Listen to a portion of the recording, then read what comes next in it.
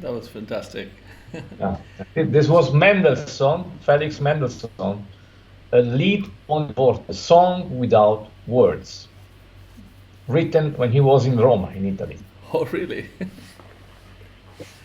Yes, yes. When did he And write this is this? When? a What was? When was he?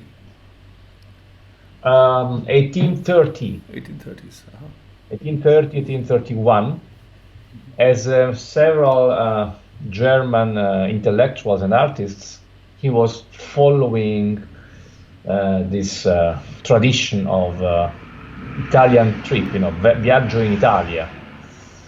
Uh, After Goethe, anybody would do this, and trying to immerse themselves in Italian culture and heritage and history and art.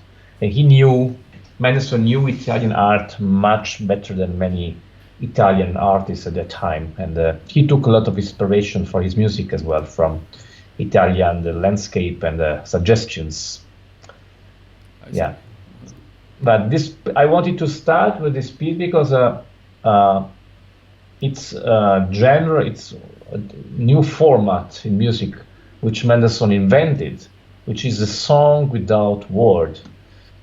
And that's a nice way to start our conversation and to explore the several connections and interactions that we can have between spoken language and music.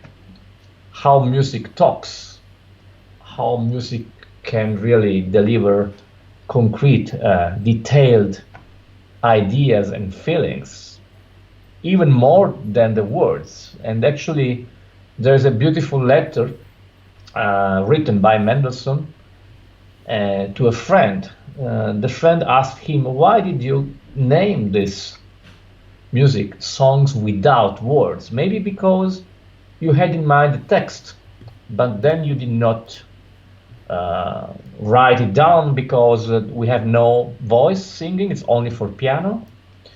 And he answered, "Not at all." Mendelssohn said, "It's not that I had a text in mind and I had to take it out because I had no singer. It's the other way around. It's without words because," Mendelssohn said, "the music can express many more things that words cannot say." So it's not that the music is too kind of out of focus, it's too generic. It's on the other way around. Language is less detailed than music. Music can tell things that no language, no spoken language can say. So I think it's a net interesting topic, what music can say and how precise, how detailed can be musical meaning comparing to the meaning of a language, of a music language and a spoken language. But this is fantastic. But the problem with an instrument is that it doesn't have an intent of its own.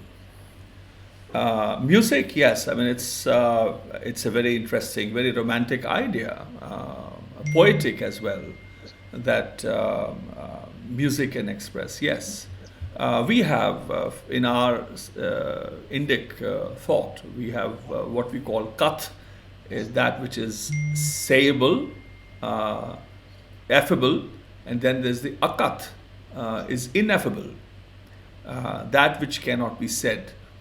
And for example, the para, the beyond, the idea of the creatore, the one, the whole world, the existence that there is, the reason of that existence is unknown. We cannot know. We can imagine, we can interpret, we can assume. The idea of akat is that which just cannot be said. One. But then the ability of a human being who has a mind, who has an intent to say that which cannot be said, to express a feeling, an emotion, to converse without words. It's a person. It's a human idea. An instrument cannot say on its own. It is us who use that. So I see that versus a voice which is trying to say that which is beyond words. Let's say how I'm feeling right now, conversing with you would be.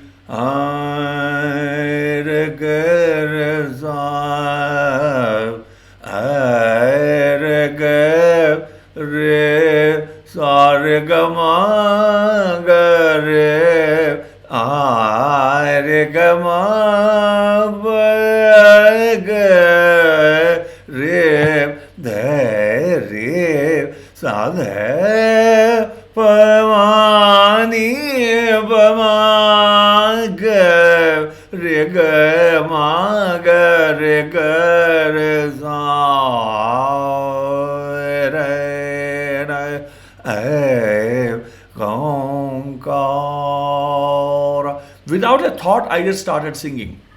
When I began, I had no idea which melodic mode I'm going to go. I ended up using Todi, for example. Later on, I realized what I was doing.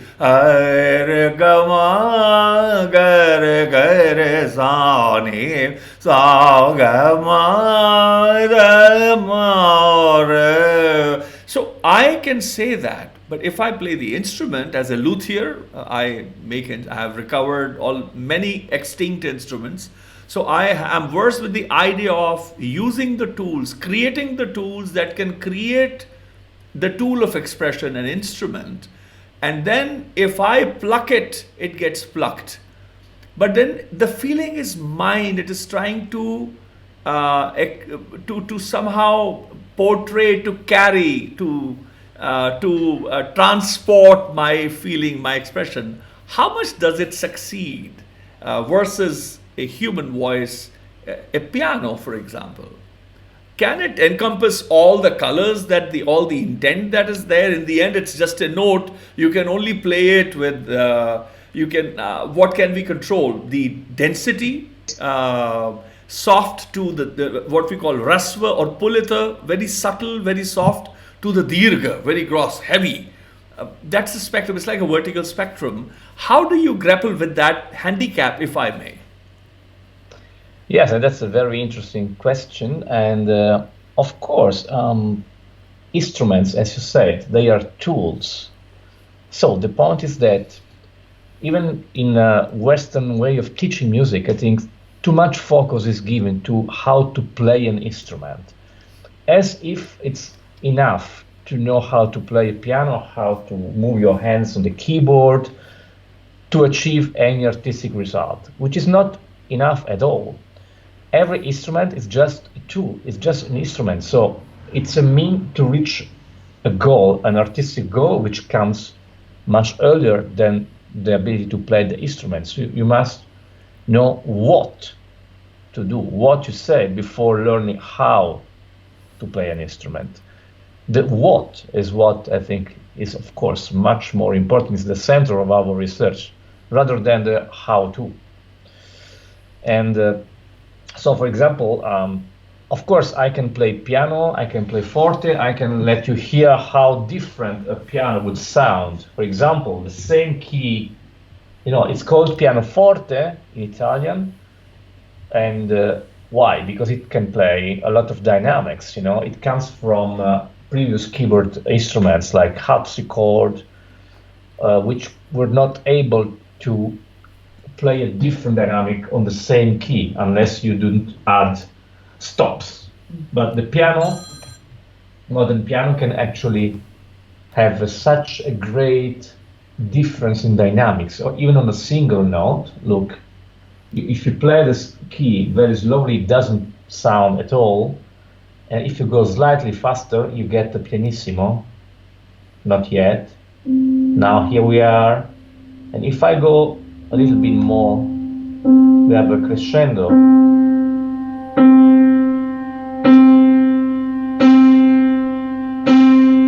So you see how many dynamics, how many differences, how many different ways we have to press the same key.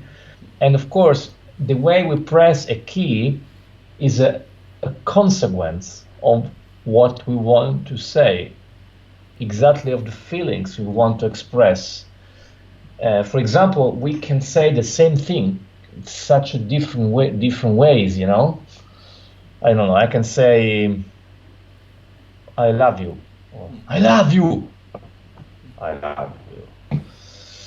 And in the same way, we can say the same thing in music, the same notes. We can read the same score in many different ways, without changing any note, without changing any indication. Being faithful with the score, as an actor, for example, would play the same text in many different expressions. So, for example, let me see, what can I say? What can, I don't know.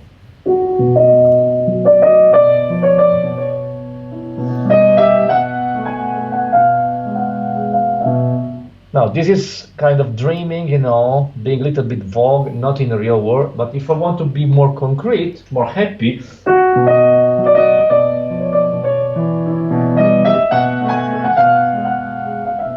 or I can be even more fun, having kind of humor.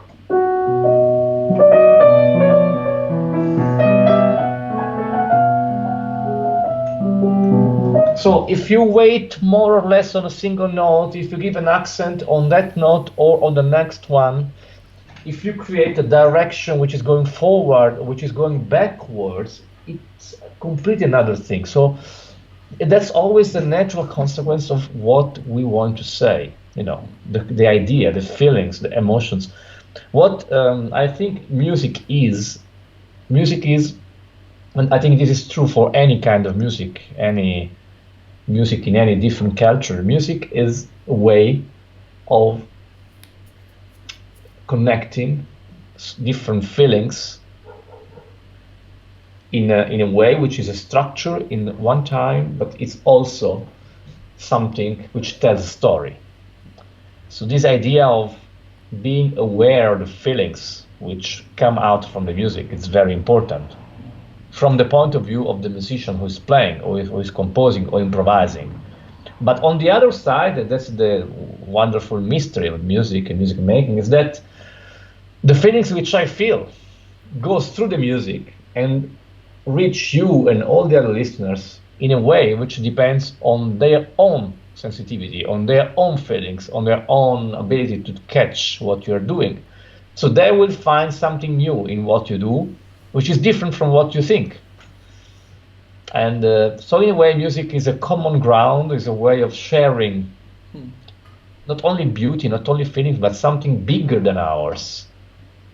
In a way, you know, as Bach said, the music is a window to God. Huh?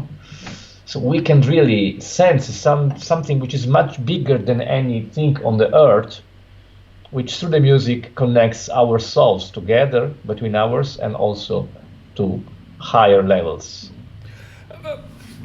Talking of language and words, I want to keep them, these two ideas separate. Words for me are one idea, language is another. We can have many words but no language.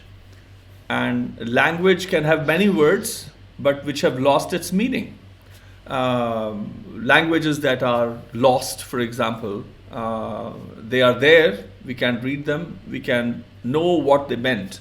The ocean of meaning that each word contained, and if they combine as prefixes, suffixes, the emphasis of all that they contain.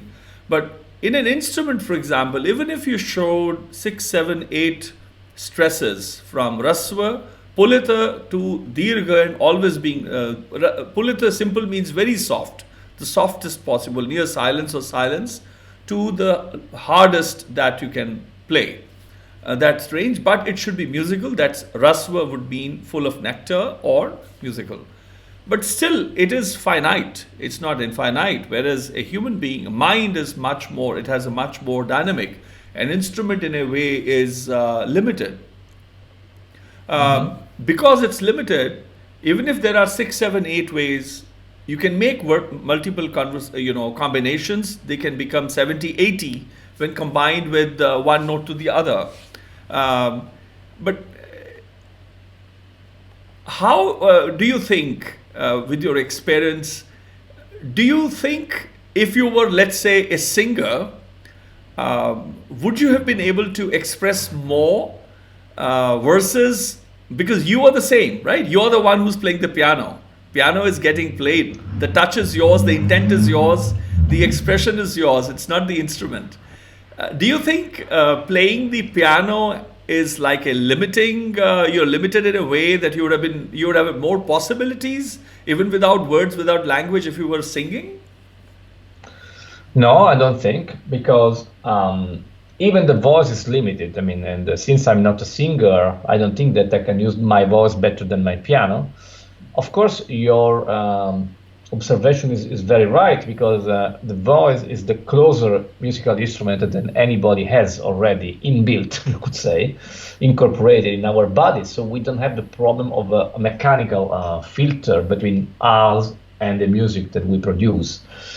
On the other side, for example, sometimes when I don't know how to shape a phrase, no? For example, should I play, or maybe, so what I do is singing. Let's say I would say it, or maybe, so when I sing, of course, I have no technical limitations, and I can really shape the phrase exactly as I want. So it could be a help, especially for students, to clarify their own view of what they want to do with music. But on the other side, of course, if your technique is more refined, it means that the way you use your body, and so the way you interact with the instrument, is more, I could say, is joining your own feelings.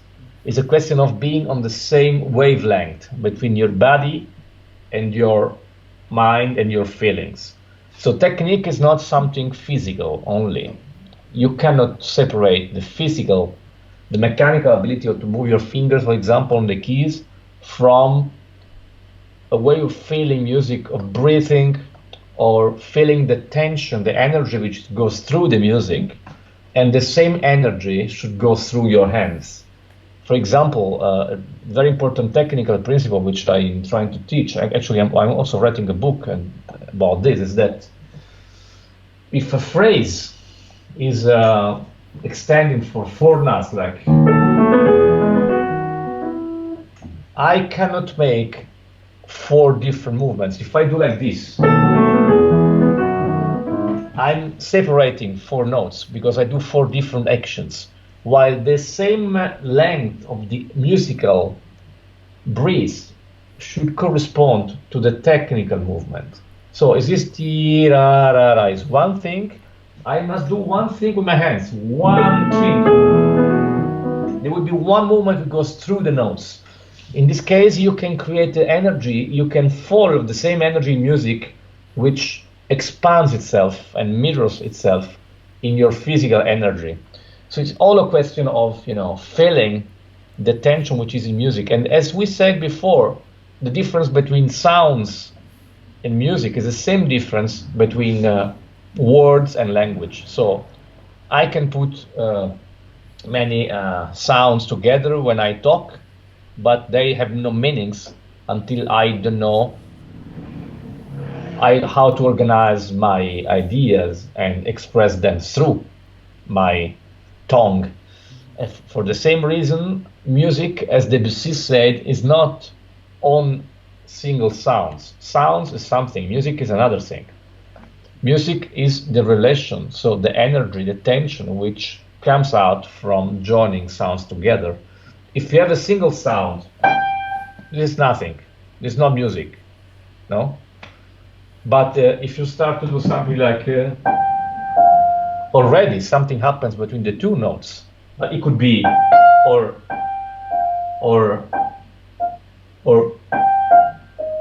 and then,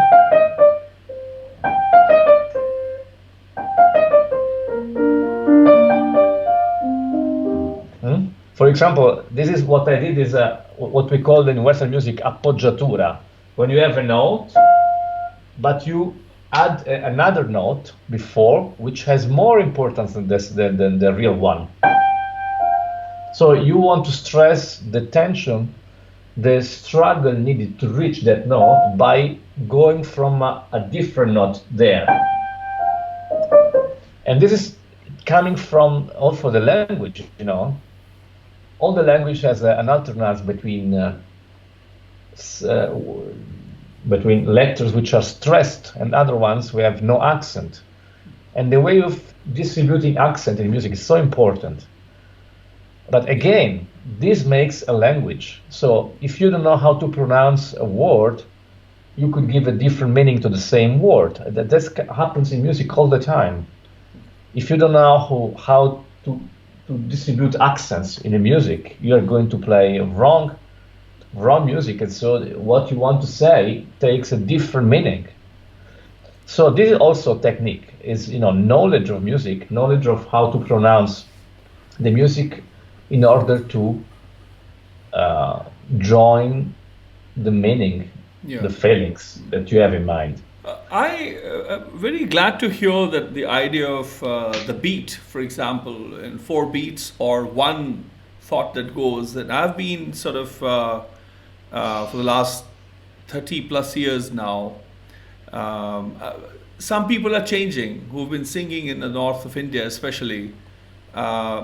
Mostly even the old form of singing, Dhrupad, for example, one of the oldest genres surviving, it had become more beat-to-beat singing. The stresses became, which were beat-oriented. So even if, irrespective of whether it is 5 beats, 6 beats, 7 beats, 10 beats, 12 beats, 14 beats, 13, whatever, 16, 15, the singing had become beat-oriented. For example, if I'm a thing, in some composition, what kind of thing? Okay.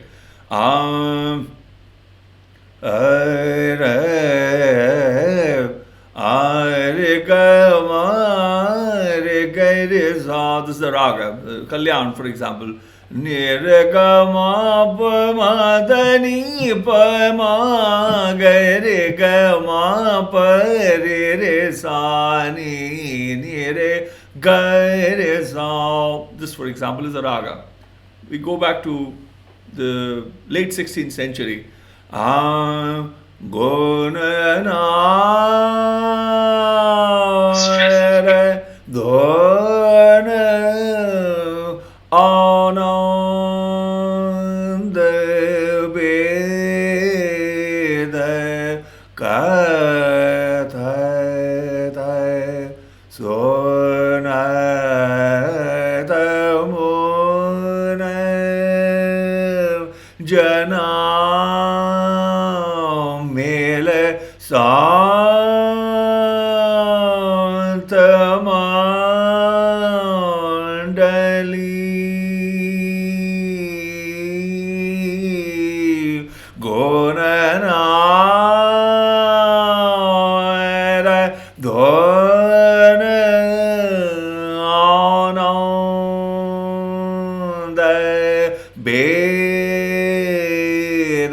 So the beat is going. Nowadays, people sing Gona na da dona anam da be da ka tha ta so na ta mo na jana. Breath goes everywhere. They're breaking breath where it shouldn't be broken, and they're going beat to beat singing.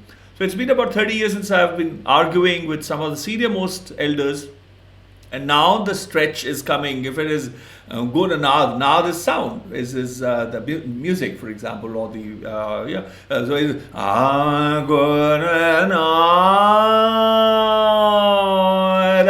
So that's one phrase. Gurū Nānak.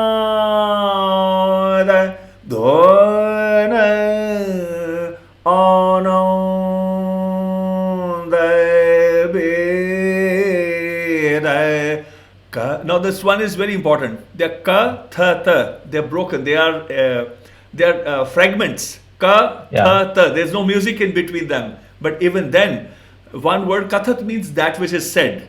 Now that's very interesting a construct. Kathat, that which is said. But ka, tha, ta. It's in between. There's a fissure. Staccato. There's a silence in between. So Kathate Sunate Monem Janam Mēlā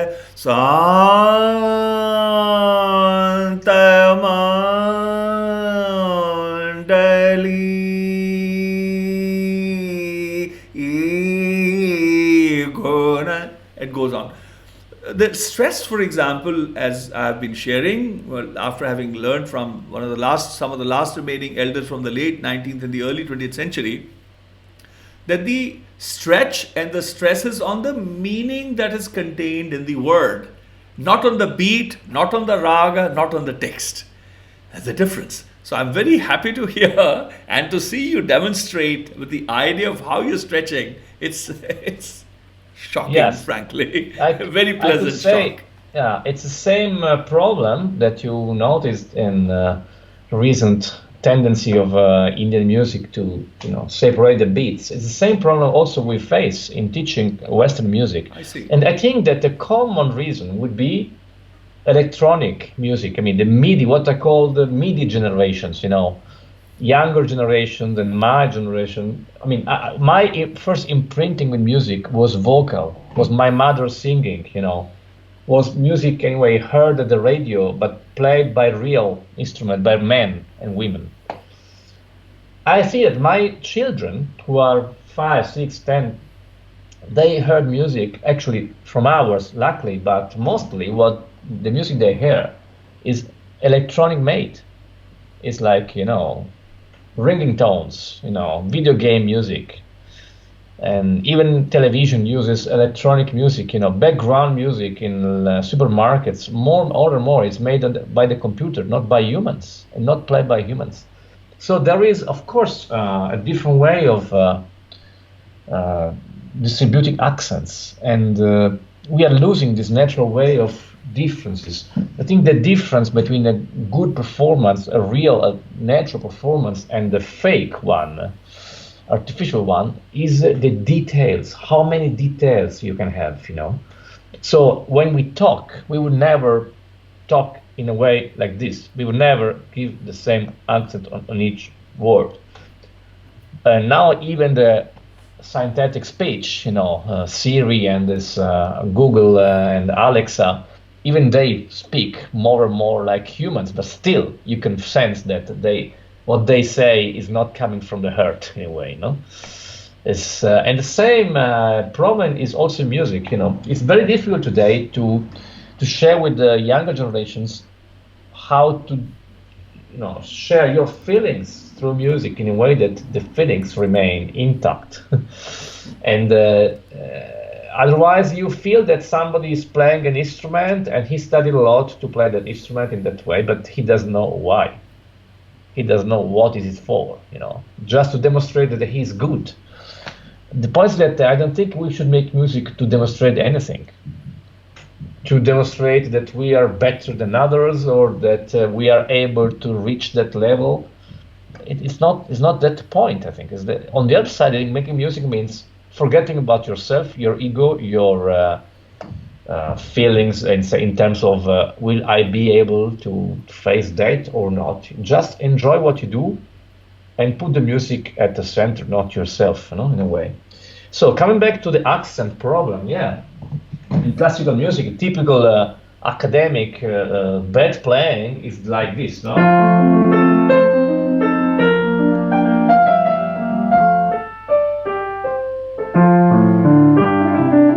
Every bar you give the same accent. That's terrible, of course. But there are many different levels. Students which are a bit more advanced, they have accents every 2 bars.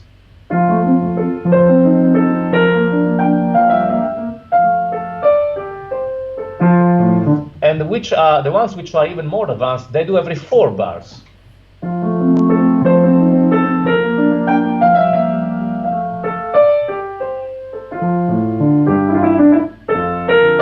But it's not enough, because they still separate things. Yes. So the point is that you don't even have to think about where giving an accent and where are you. It's like when you drive, you drive through a city, you go through many crossroads. but you don't have to stop in every crossroads or change your way of driving because we are in a new area, in a new neighborhood. You just have to go through. So you cross different bars, lines, and that is also a problem of notation. Writing music, Western music is written with bar lines. And sometimes, we see these bar lines, all these things, vertical lines here and here. And many students see those bar lines as if they were like walls. You have to go after a wall. It's not a wall, it's just a way to show that you are on the first, on second, on the fourth beat. It doesn't matter, but you don't have to give an accent. So the best way to play is forget about bar lines, forget about exactly if you are on the first, on the second, or the third beat of the bar. Just enjoy what you do. It's a flow. No.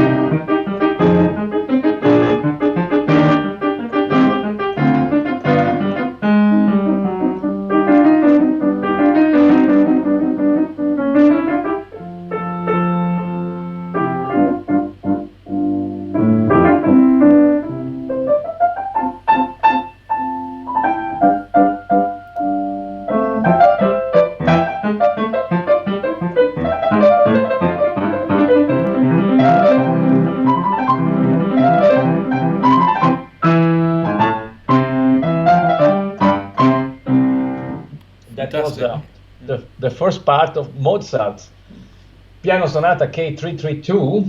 By the way, I wanted to play this also because it has an interesting liaison with Italy. I don't know if you noticed the second theme. This was what Mozart wrote in 1780 more or less. And you know that Verdi, some year later, wrote La donna immobile. So he copied from Mozart. I see. This was 50 years before.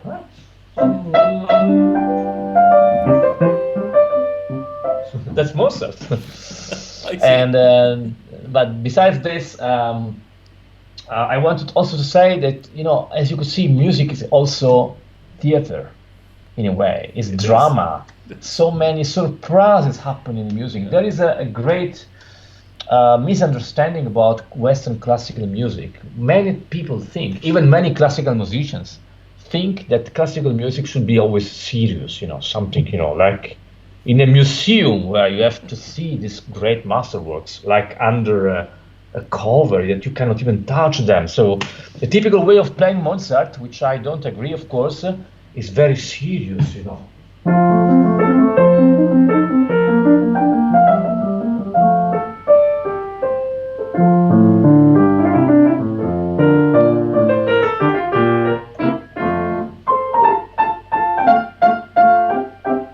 And so on. So all the same, basically. And that's a typical German way of playing Mozart, which was very, very fashionable about 50 years ago, 40 years ago. Even great musicians would never dare to change anything in terms of, going strictly forward because it's Mozart. So you cannot dare to change what's written in a score. On the other side, what's written in the score? This is the point. What is the score? And I think it's also true for other musical cultures. So the score, the way of writing signs on paper, is just a way to deliver to another musician your ideas, but it's not a complete way to write all your ideas. It's impossible to write in signs, in dots and lines, a musical idea. So of course, every musician, that's why interpretation exists, must go far beyond the signs of the score and reconstruct what it means. And for example, the drama is there, no? So what can we use to understand the meaning of Mozart's music? For example, it's like spoken language. Mozart wrote a lot of little slurs, little signs, which means where you have to breathe. For example, he writes, so he puts one single slur on each beat. It's like T. So if somebody plays, it's just wrong. It didn't say da da di. It's right T. And he writes everything, and also he writes harmony. So you feel that in the harmony there are different musical tensions. The first chord is stable, calm. The second one is more struggling. You have this dissonance. So you need more energy here. There is more energy, something happening. Bit less, more tension, and here relax. So now when we play, as well as when we speak, we should feel where the tensions are, and we should be able to underline the tensions with our playing. How? With accents, with waiting a little bit, where we can wait more because the music needs more time to expand itself. Or on the other side, relax or let it go when it doesn't need to wait. We can wait, we can give more stress where we have more tension. So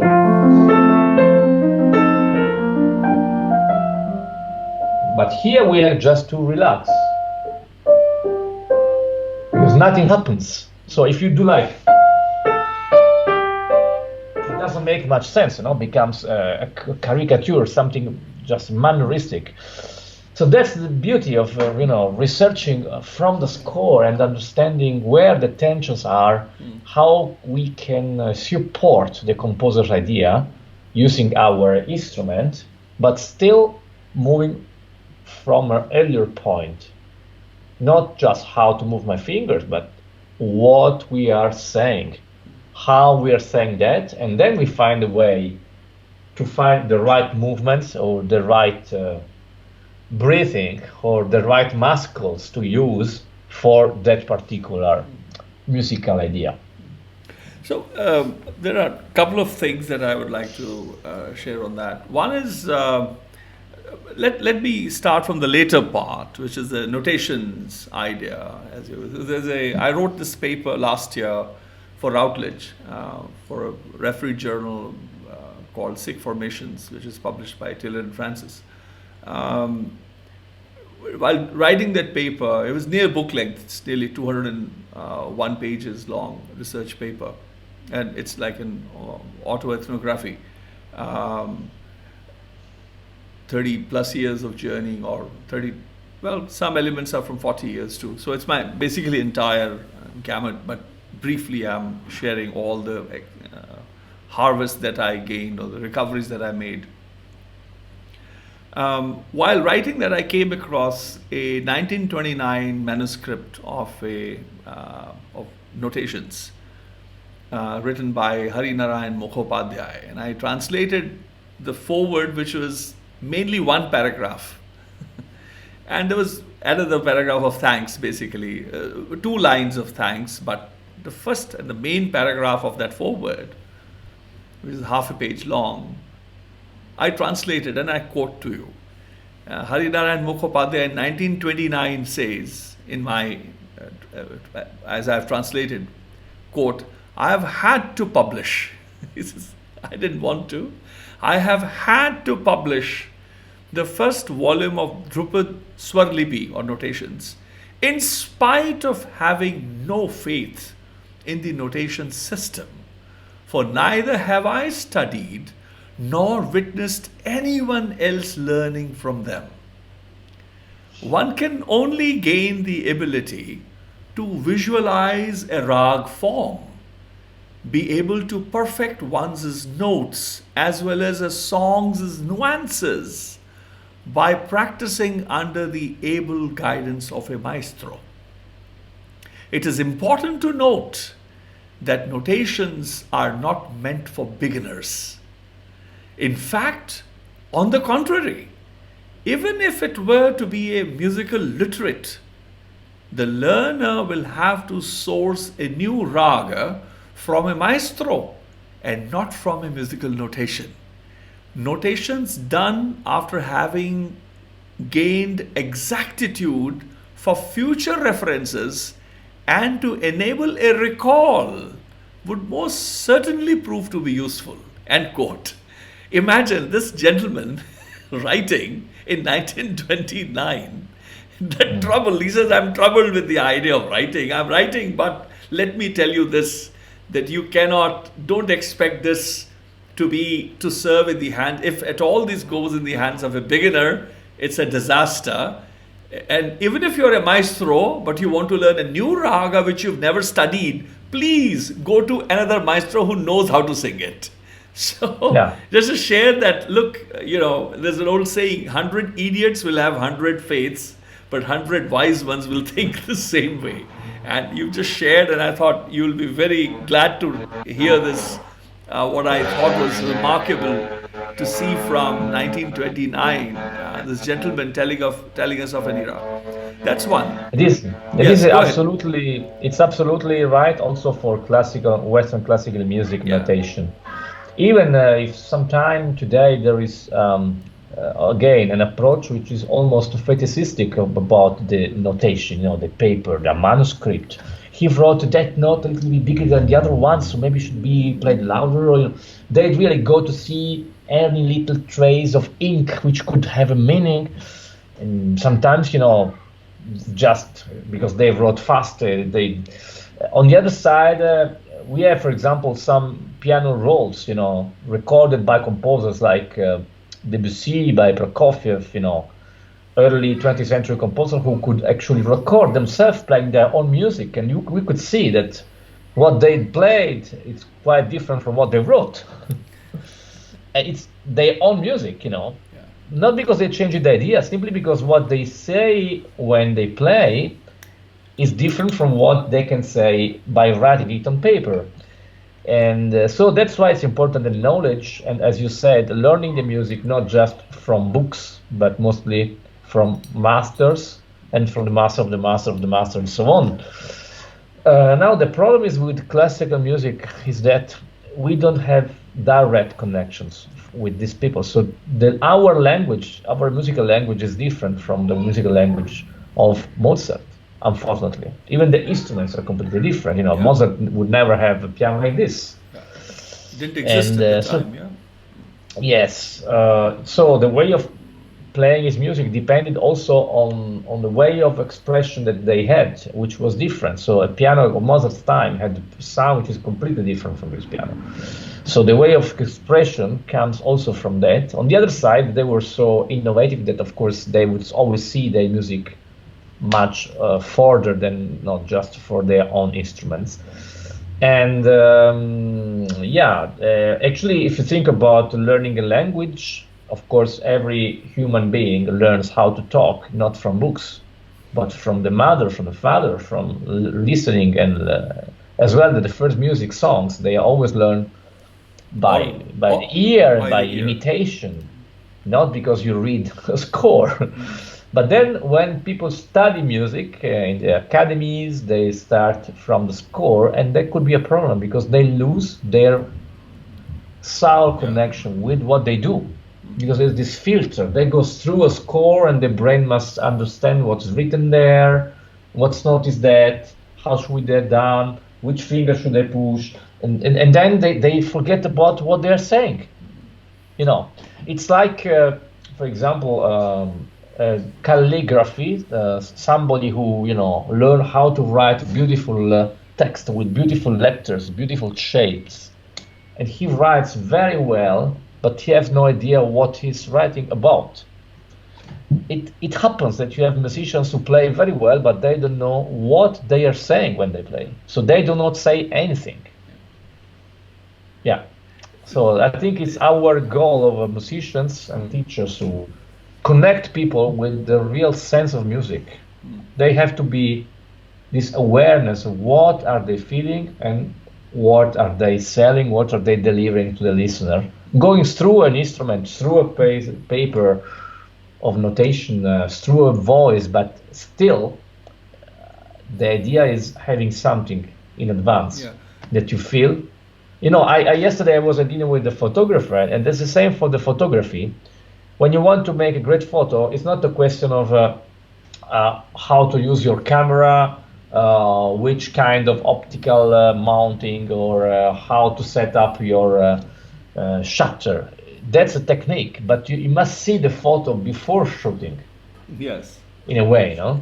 So you should see and listen to your music before writing it or before playing it. And the great Japanese filmmaker Akira Kurosawa once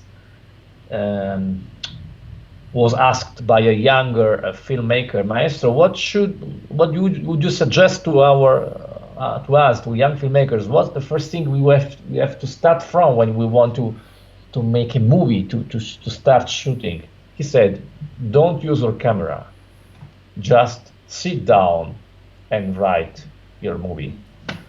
If you don't have a clear idea of your story, your characters, the drama, the tension, the interaction, the relationships between all the elements which create your own story, your own movie, or your own music, it doesn't make any sense to play randomly, you know?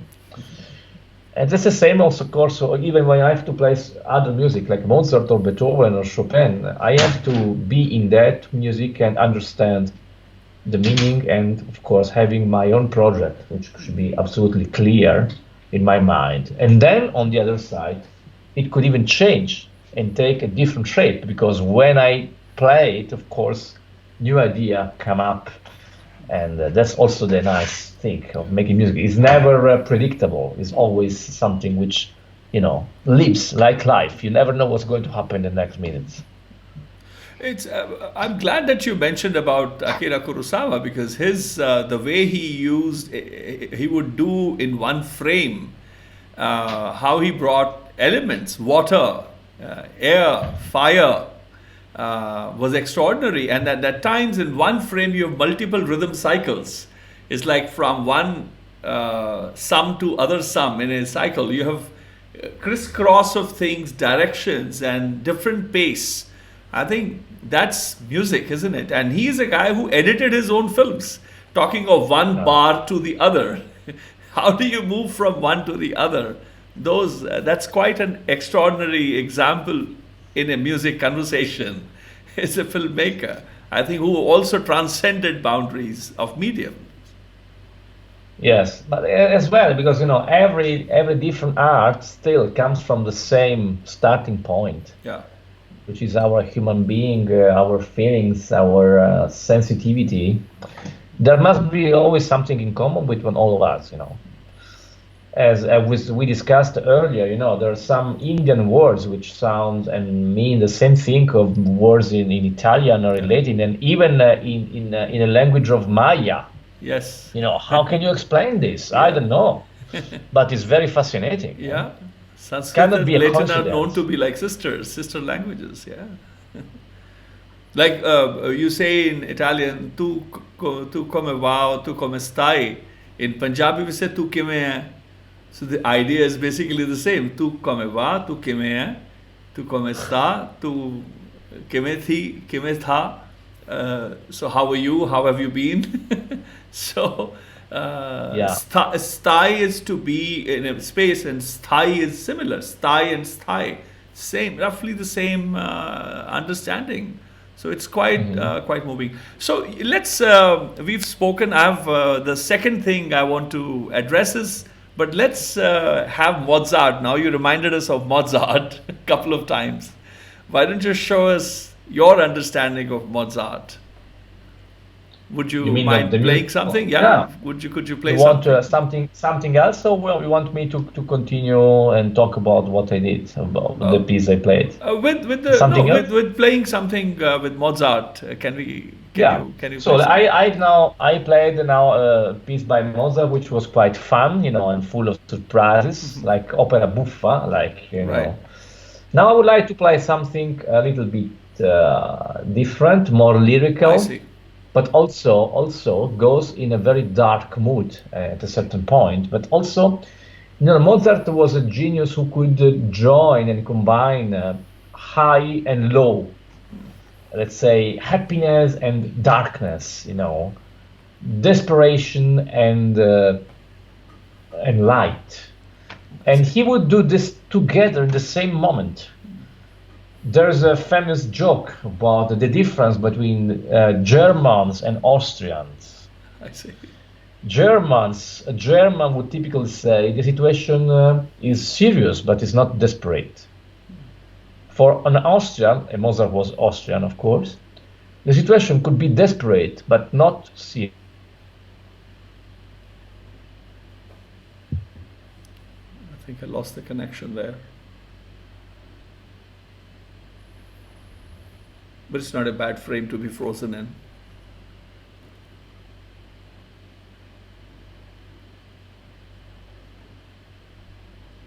I think he was getting a connector. I wonder if it was the battery. Should I redial him? Is what I'm thinking. Connection is broken. Let me dial him again. Let's see, where is the Skype connection? Oh, I'm loving this conversation. There is a connection. It says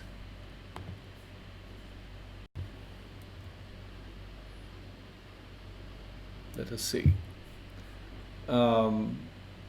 तो दोस्तों बड़ी मज़ेदार गलबात हो रही है मेरे लिए मेरे हर्ष दी या खुशी दी सीमा नहीं है I think his battery seems to have gone off because the ring is not going and so we'll have to wait until his connection is not working.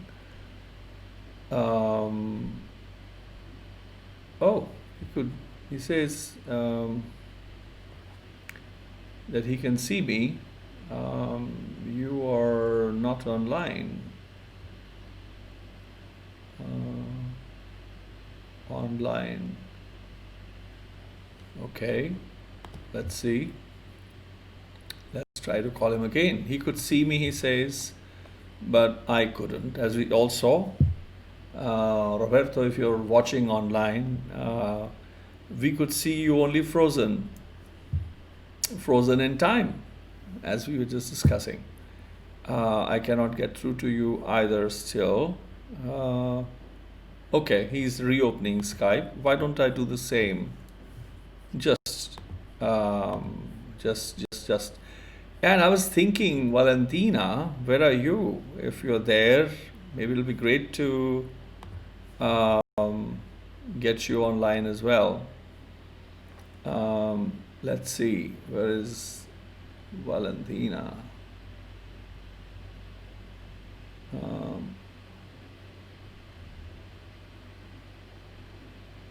And here you are. Let's see.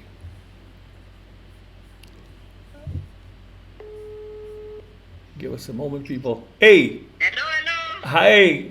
Why don't you come on? Where is your Skype ID? Come on.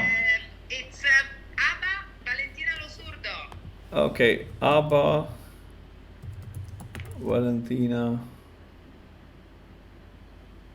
Lo Surdo.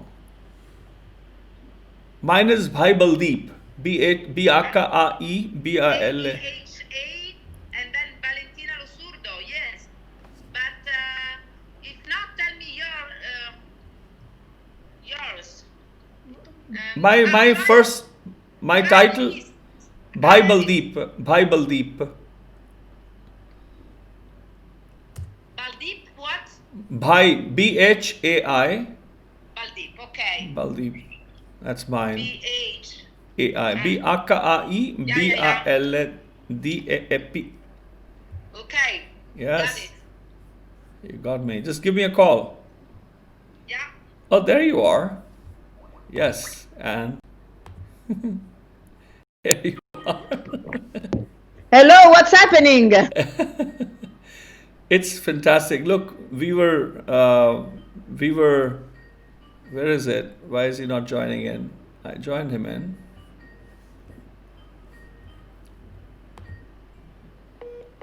And let's see.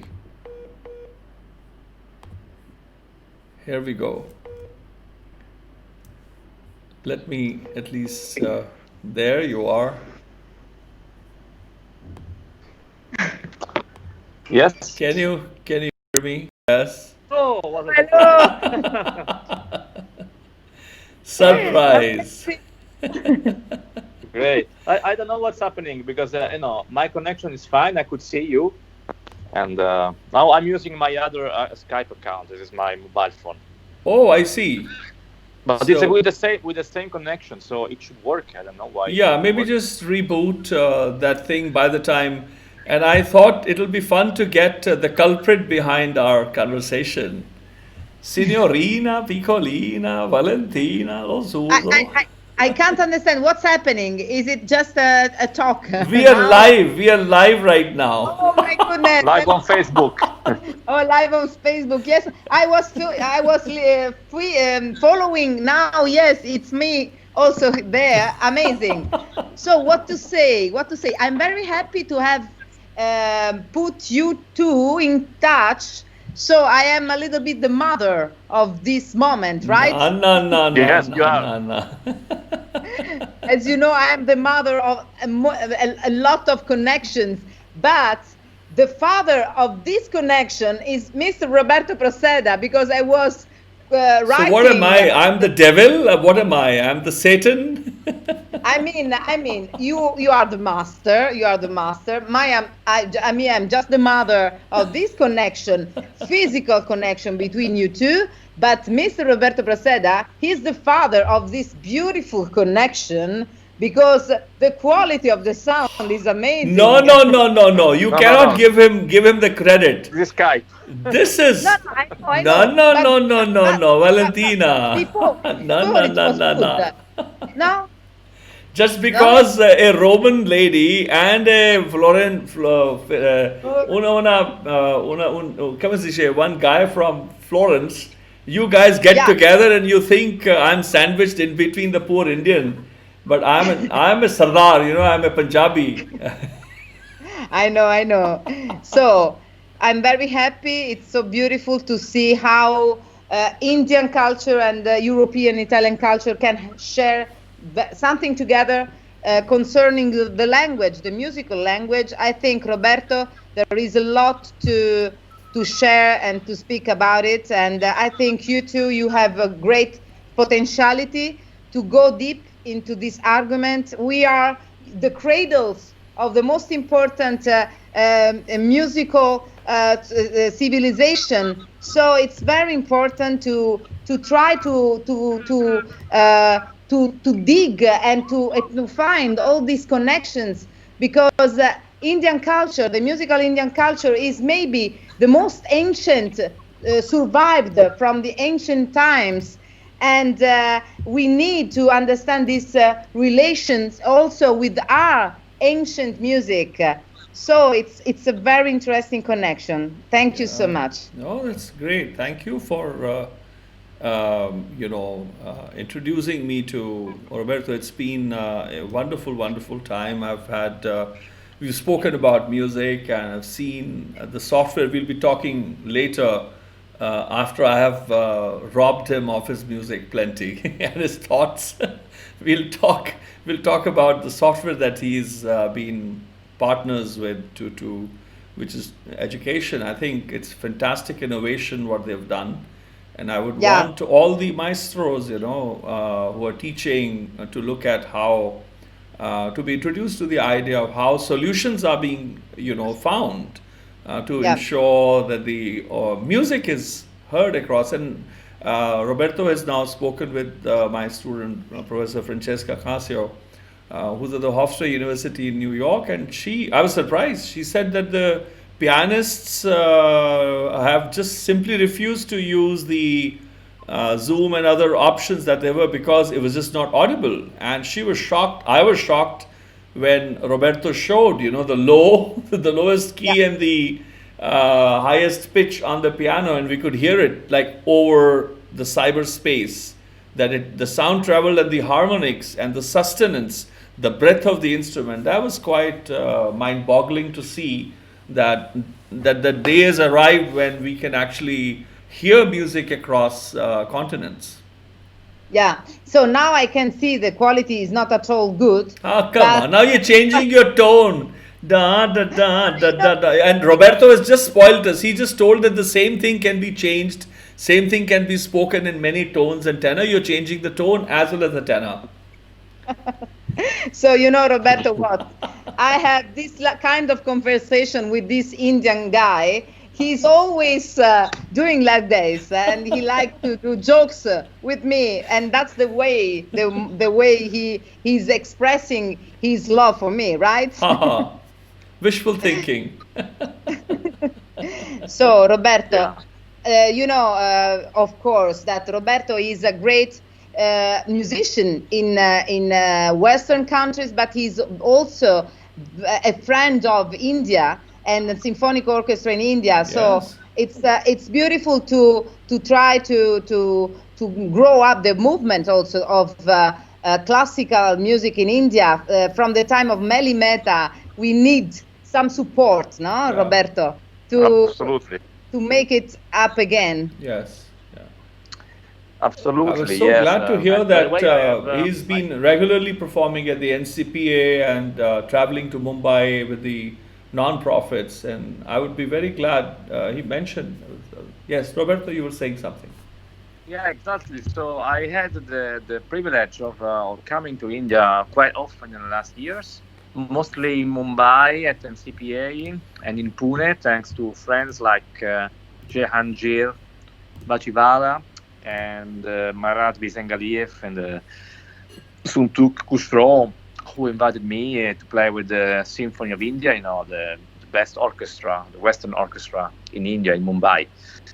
And I had the opportunity to meet also some young students from India who study Western classical music, and you can see how enthusiastic they are about that. So, yes, I was discussing also last day with Bhai Baldeep to launch a project of musical bridges between India and Western countries, not in the sense which I don't like of bringing Western music to India only. Yes.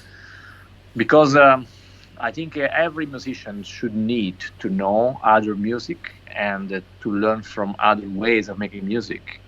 There is not a better music or a superior music at all. But both Indian traditional music and Western classical music are two great musical traditions and have so many things in common, by the way. We were discussing before about that, The tension between the notes, the sense of direction, of telling a story, also the importance of accentuation, how to pronounce a sound, how to give a musical sense and a meaning to every detail of our music, something which, of course, we can share with the musicians, which we can find in any great musical tradition. And so the project will be of multiple bridges between Indian music and the Western music to teach Indian music to Western musicians, and at the same time teach Western music to Indian musicians. Yeah. We can learn each other, and of course the technology would be a great help in this way, because we don't need to travel physically, but we can meet online and share our mutual knowledge and experiences and feelings using the new technologies. Yeah, Roberto, can you imagine how could be happy about it a woman, an Italian woman with an Indian nickname as I am, of this idea? And you know what? I think Indian tradition has a lot to teach us, specifically the timing. I mean, the relation between playing and the moment you are playing. When I was in Pondicherry, I've learned how different is when you play a raga at I don't know, sunset time or sunshine time. How different is to sing at nighttime or morning time. So it's very interesting how much in India the modi, no, so the ragas, I modi we had are alive now, still alive, and for us now to play is you can play the same thing in any moment of the day, but for Indian people, for Indian musicians, there's a strong connection between music, time, and space. The moment you are playing, that's so special for us. We don't have this kind of connection of sensitiveness, you know. Yeah, absolutely. Yes, Yeah. and well, we spoke about what music can say, what you can say through music that you would not be able to say in other spoken languages. And this is also something which absolutely we can share between different musical culture. But since I was able to restore my computer Skype, I would be happy to continue what we were saying before. So I should play something else from Mozart. Yes, now you have 2 active listeners online. Yes, and many others on Facebook. In the We meanwhile, have one of the radio stars of Radio Rai 3 with us. Absolutely, and the I also superstar. Thanks to Nello. Nello, hi in Jerusalem. Nello del Castro. And Marianna. Yeah. Yeah, so I would like to play for you Mozart's sonata in C major K330, the second movement, which is, as I was saying, an incredible mixture between dreaming, happiness, and dark moods, which are melted together. So Mozart was able to say contrasting feelings in the same note, in the same moment. So that's music, you know, telling things which are impossible to explain in words. So this is the second movement, Andante, from Mozart K330, piano sonata. This yeah, okay, better, the curtain. I was getting too bright behind you.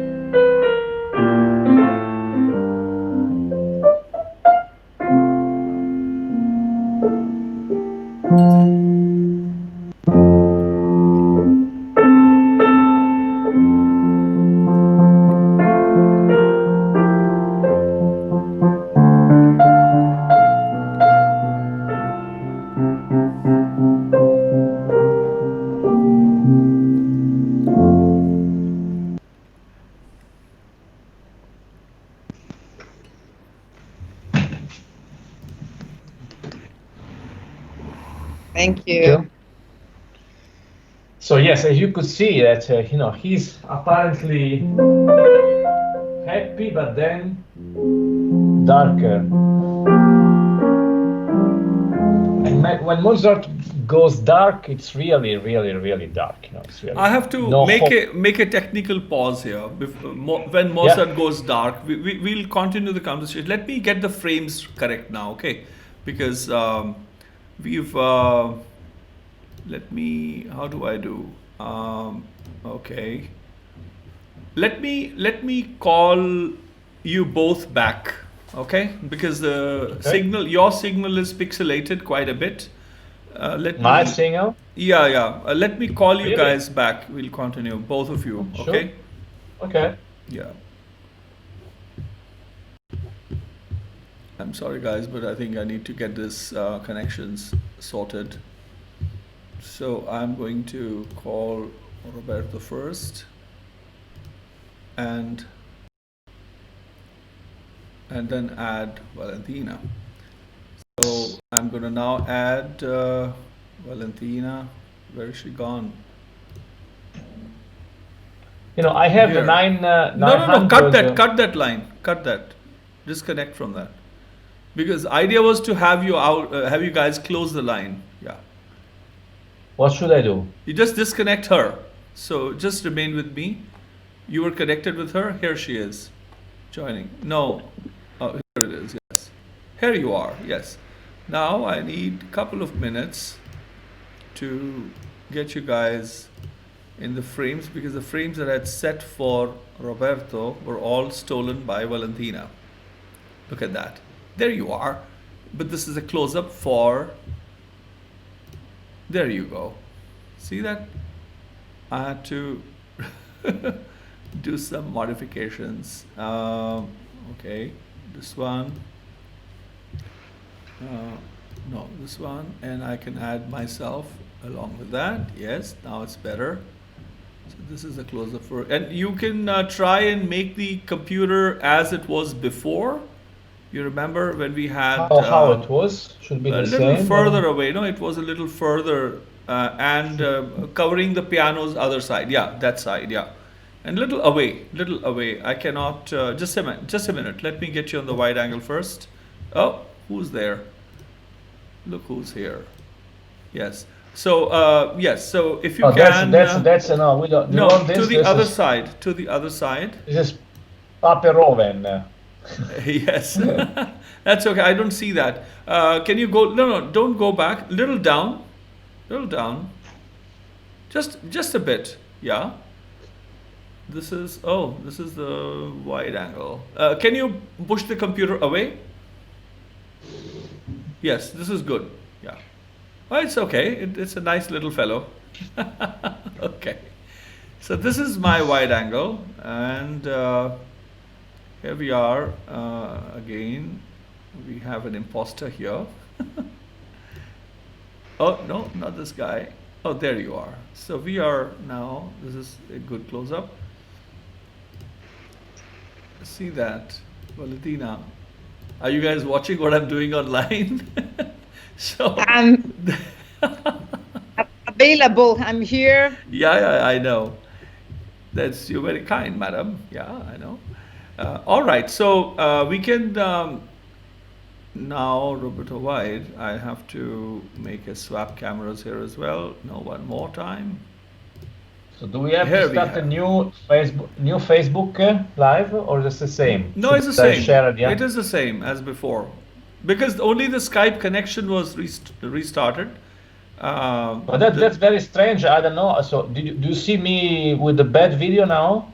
No, now it is better, because sometimes it happens. We disconnect and reconnect. You're very good now.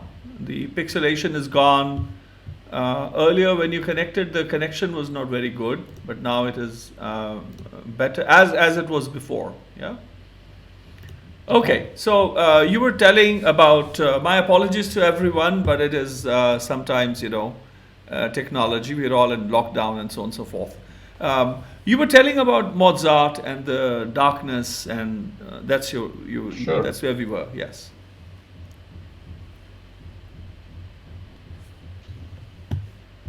Yes, over to you. We are listening. Yeah, great. So, yeah, we get over this internet. Yes, now we are back. Figures, yes. So, yes, I was saying that Mozart is able, in the piece I played before, to merge such a contrasting feelings as, happiness, great light, like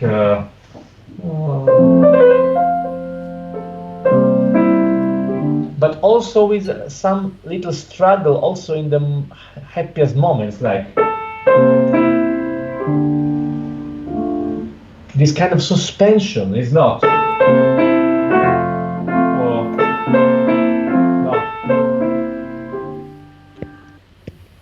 Always some doubt which is there, which makes even your happy moments not completely 100% straight. No? Happiness, but some struggle, and again hope, which is still actually feeling this tension,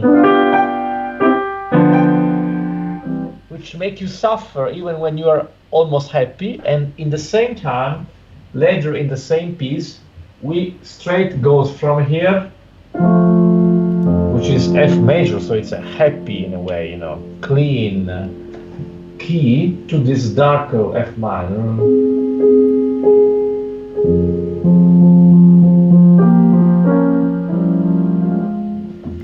And when Mozart tells us about happiness, as I said, there is always some struggle hidden inside, but in the same way, when Mozart tells about unhappiness, about tragedy, hopeless, but even here we can find some new light, hope.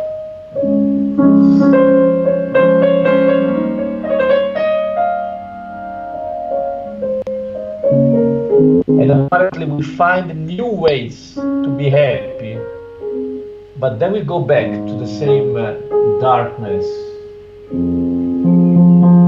So all the music, even if this is only 2 pages, it's a very short piece, it's always a journey between switching among different feelings. And it's hard to talk about music because, as you could see, I can't find words to describe what's happening here. I can just, let's say, point out some spots and then let you hear, let you feel with your own ear, and hidden inside hears your soul what it tells you. And the mysterious of music is that what I find in this music, or what I want to express to you through the music, is not the same that you get. You can get much more. You can get much more because what you have in your own soul comes out through the music. So the music is able to bring out, to pull out from every listener something which he doesn't really feel in his normal life. That's why all of us like to be musicians. It's not just a job. I would never think that being a musician is like working somewhere else. It's a way of living, of course. It's a way of living our feelings in a deeper way, in a more intense way. Even when they tell us something which is not just happiness or having fun, but is also something really hard. So we can suffer through music and live our intensity and our, struggle in life through the music also in a more intense and, by consequence, rewarding way. I want to go back. You have something to respond to say to him before I come in, Valentina? You had a thought?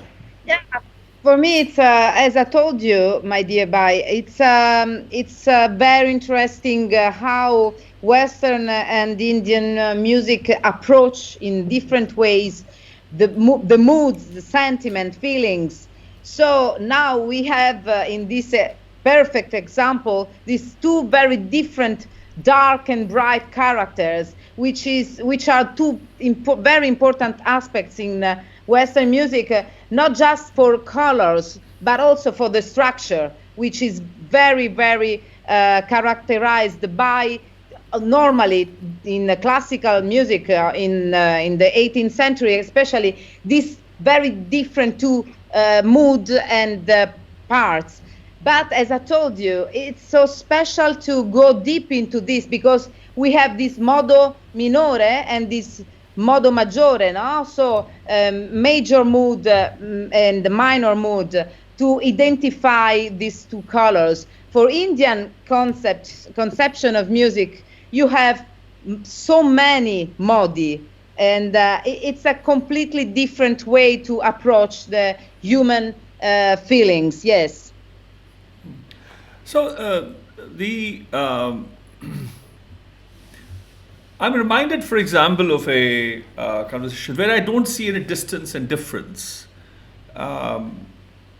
If I were to take one line that came in response to what you were saying about the dark and the light, there's one, it says, Koi, I think it's by the fifth Guru, Koi aan milave mera pritam pyara. I think how this pe aap vichain.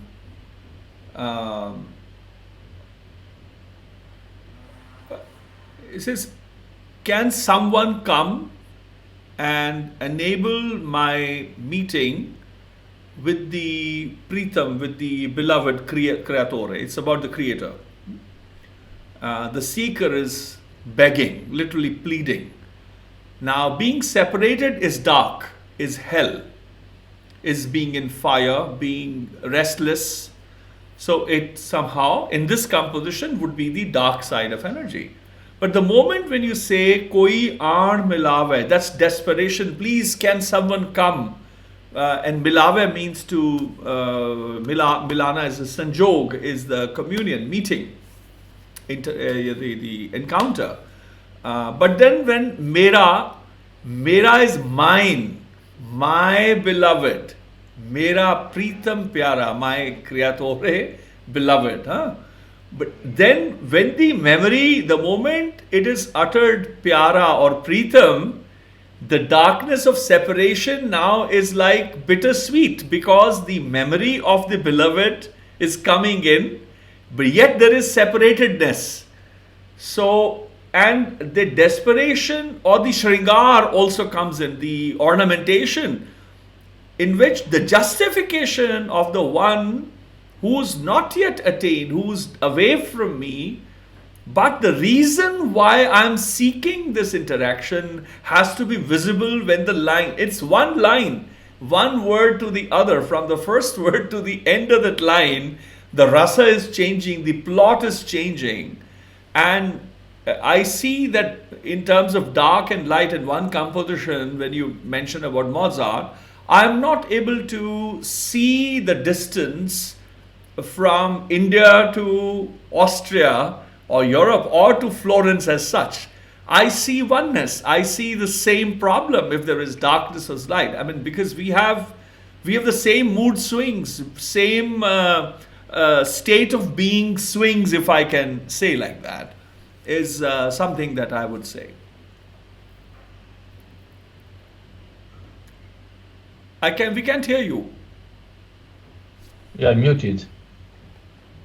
So I totally agree, but you mean you were in agreement and you muted your voice? Look at that. What kind of an agreement is that? Roberto, visto. Guarda questa signora com'è. Bye. So yes, I agree, but I wanted to share something little different. So it's like in your modi, it's like you have different ways, different roads in front of you to listen to the music. We just have, it's not a just, of course, we work a lot in vertical. Your music is more horizontal. So it's okay. like anyway, say you understand. It's like having different dimension of listening, and different dimension of listening, the proportion, the distances between the sounds we uses not a lot of scale, you know. So we have just few ragas, and we have a lot incredibly the differences of between these ranges of scalas. But you have many different scalas, so it's a different conception of how to express these feelings. For example, a percussionist friend of mine in Pondicherry told me, Rashmi Bhatt, he told me, okay, to understand what is the raga of the sunrise, my master, my guru, brought me, and he brought me at 5 o'clock in the morning to the top of a hill to see the sunlight rising up while playing our percussions. So this is the connection between the nature, the moment, and the raga to express that feeling. And for to understand another feeling, maybe you have to play at midnight in a dark place in the nature. So he experienced all this in his growth in music. We study in a different way with our master in conservatory, in a school. Of course, you do the same. But this connection for the present moment, the connection, the instantaneous connection with the nature, and the different feeling that the time can express in the different connection with a specific raga, this is completely different from our music. It's a good example. I mean, I cannot agree or disagree in that. But then there is the other aspect that is more within the realm of the tangible. Let me see. I cannot see Roberto here. Let me. Yes. I'm here. Yeah. No, Yes. I know. No, I can see you there. But when you sit back and relax, then you were going out of the frame. Yeah. Now I can. Now you're within. Yeah. Okay. You can. Yeah. So there are two aspects. One is the tangible and the intangible. We call the laukic and alaukic. One is a light or the idea of sunrise or the dawn, which is worldly, which is earthly. It is an earthly idea of a day and night. But then there is the alaukic, which is inside. That it can be a sunrise outside, but it is darkness within. Ask a person who has lost someone very near and dear. It could be the greatest of the sunrise outside, the greatest of the sunset. The sea would be most at its enticing best. But look at the person who's struck by melancholy, by sadness, by the loss, hurt by the loss. So then there are two weathers, two seasons, two suns. One is outside, one is the sun within. The within is the sun is of the light is of knowledge, of awakening, of learning, which again connects us with the idea of the transcendence, to transcend the idea of language or the words to the realm of the inexpressible. When literally there is no sunrise, but there is something rising. It is the rising of the inner light. But what is that light? Light that the eyes cannot see. These eyes are meant to see the laukic light. They're not meant to see the intangible, the ineffable light. So music as such, where I see oneness, is that in the West as well, there is music. If we were to look at samples, there is the idea of church music. Before you go to the Gregorian chants, that gives you the idea of chants which existed before they were adapted within the idea of Christianity and so on and so forth. You can see, be introduced with the idea of music or expression 2000 years ago, 1500 years ago, etc. Now, when you look at devotion here, the temples may change, the idol shapes may change, the concept of God or whatever may change. Somebody may think God is a person like a man. Somebody may think it's a goddess, it's a lady. Somebody think it's this or that. Besides the point. But the idea of devotion is something which is similar, which is there. Languages may change. I said the metaphors, motifs, rituals may change. So we can look at the sample. The idea of devotion is there. You can see it here too. So whether there is a composition, whether it is to do with very romantic idea of sunrise, sunset, but as I said, that has a limit. People, for example, if we say the idea of melancholy or vairag, of being disenchanted, being detached, a person who is not spiritually detached from the Maya, how can that person sing a text which talks of being detached? It's a lie. It's a blatant musical lie. It's a glorified lie. You have to choose a song like what I have been, how I have been seeing Roberto perform is, he has earned the right to play that piece that he is. He understands what the dark is, what that light is, what that subtlety is, where the Bij Roop, like a vertical exists as a Bij Roopa, like a seed. It cannot go to the other note. I don't know if it was Muti or one of the pianists, one of the big Italian pianists. Is it Muti or Uto Ugi is the violinist? Yeah. Pollini, maybe, you mean? He came to India. I'm forgetting the name. It's like 3 years ago. At the Cityfort Auditorium, filled auditorium, I don't know, 2,500, 3,000 people. The orchestra organized by the Italian embassy. And we were all there. I was in the, on the right side, in the front row. It was a like big semicircle like this. I'm here. So I can only see the piano, and behind the piano, open lid, grand piano, I couldn't see the strings. It was a full orchestra there. And they had played. After the bravos, standing ovations, people wanted more. So this pianist came back. I'll dig out the name because I want to connect with him as well.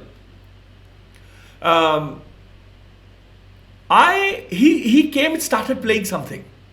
He said, we are late, the reception at the embassy is, they are all waiting. But he said, I'm going to play something. And he began to play. Now here I am, a bearer of a 5.25 centuries old legacy, an analyst, a grammarian of music, etc., etc. All my credentials, luthier, player, composer, contemporary, this and that. I am there, right, as a critic, as a ruthless, someone who can't be impressed, who's not easily pleased. Everybody it's pin drop silence.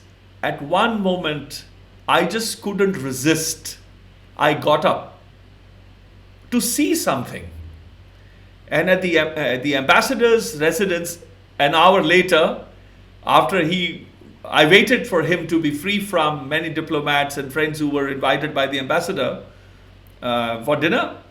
I said, well, one of the friends came and said that this guy is a musician, he's had a tradition. So he knew who I was, that I've got something to do with music. I told him, I said, there was a moment, I was shocked.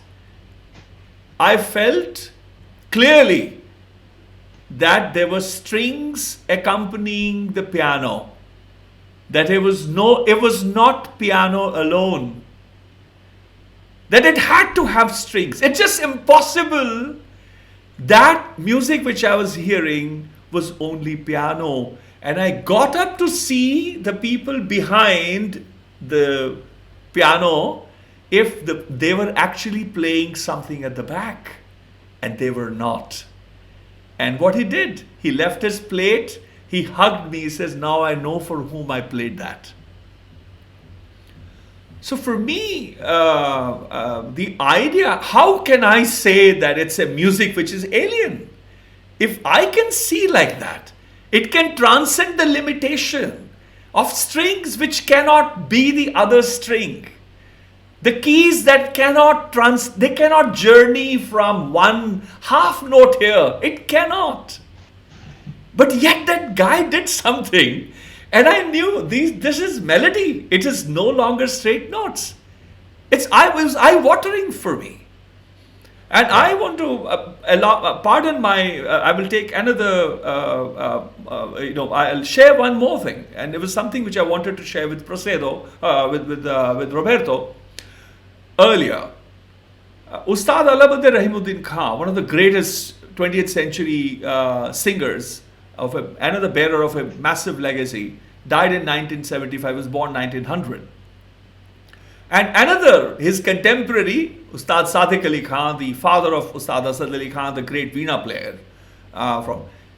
So Ustad Sadiq Ali Khan is playing in a sitting, and Rahimuddin Khan says, oh, veena has Khandit Naad. Now, which again Roberto mentioned about the bars. Khandit means portion, parts, in parts. It's like fragmented sound.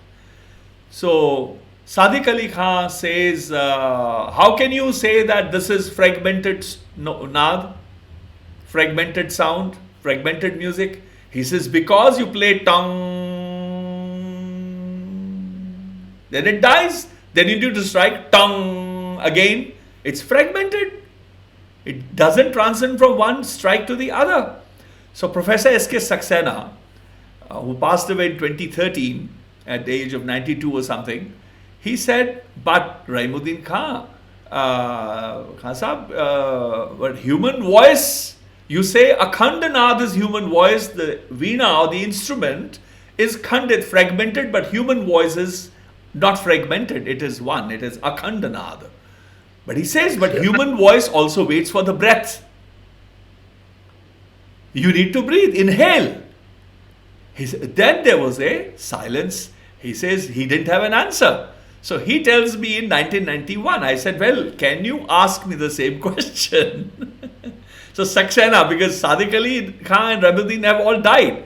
Saxena lived, and I have had like 5 years long interactions with him. He taught philosophy and aesthetics. His work on rhythm and dance is legendary.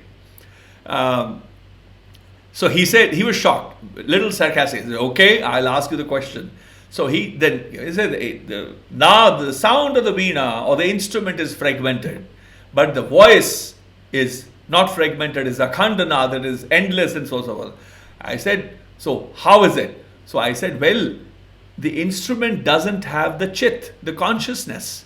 Even if the human body pauses to inhale, but the person where the note is, as you mentioned, that the note should be seen before, right? The raga should be seen before you write it, as you were mentioning. That is the state, because it is there. The intent, the due intentness is there. There is no break. The notes can change, the breath can come and go, but same is the idea of the instrument, where the pianist plays and some of the things that you're showing. That is where, because the intent, the instrument has become part of you. Whether you use your voice or you're using your fingers or the hand, because it is a life, a living being, a maestro, a conscious, awakened being who's sensitive enough to all these ideas of dark, light, ignorance and awakening, that in the hands of those masters, the instrument is one with the body and capable of producing akhandanad. So how do I see there is distance and difference? Yeah, by the way, so many, of course, very interesting and stimulating thoughts from your words. I would like to share also that when I play the piano, basically, I never think that I'm imposing my action on the instrument. I'm not doing things when I play the piano. On the other side, I let the music come through the piano or goes through the piano. And the best way to have a good control, I don't like this word control, but let's say the best way to achieve what you want to do, what you feel to do, when you play an instrument, is never forcing the instrument, never pushing something in, but mostly let it go out from. If I want to have a nice pianissimo, I don't know, I don't really think now I'm moving my muscle here in this way, I'm going down this vertically, and no, I go mentally in that mood, and then I don't think of anything, and I just let this mood come through the music.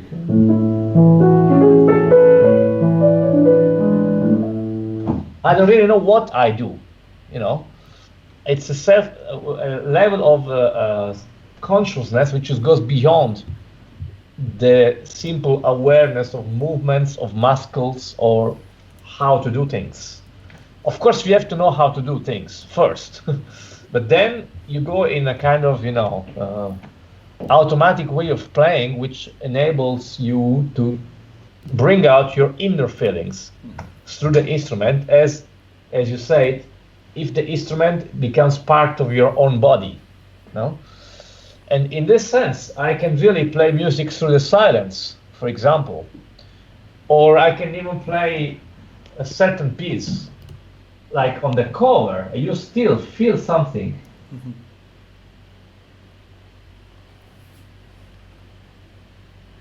I mean, I'm playing notes, and I think that something, even through Skype, goes through, because the music basically is a way to transfer energy from people to people, and even from composer who died 300 years ago to us. And if we, let's say, tune ourselves in the same wavelength, we don't even need an instrument, a physical instrument, It was a feeling here when you just played the silence here. Yeah. I felt the prana. It's something which we don't usually show. But when you played that moment and the moment you said, it hurt. So when you spoke, it hurt. That which you had transported just by the movement. Exactly. And of course, as we know, when we talk, Valentina told me this, and she wrote this in his wonderful book, L'arte del successo, which I hope will be translated in English soon, and in Indian maybe. She wrote a book? You didn't know? I mean, come on, don't lie. Anyway, she says that only the 7% of the things that we communicate when we talk depends on the words that we say. Yeah. All the rest depends on the way we talk, the intonation, our way of, our gestures, our face, our voice, the way we modulate the sounds, so our music in a way. So in the same way, the sounds themselves are not the most important part of music making. I'm going to say something very strange maybe, but if I play silently, I can still make music because I'm feeling things and I'm transferring them through an instrument which is muted but still talks to you, because it's a way of transferring ideas and feelings. On the other side, of course, that's why it's so important to be natural when we make music. So with any part of our body or our movement or our being, we are making music in a way. So that's why I don't like people who are playing just pre-planning everything. If I play like this,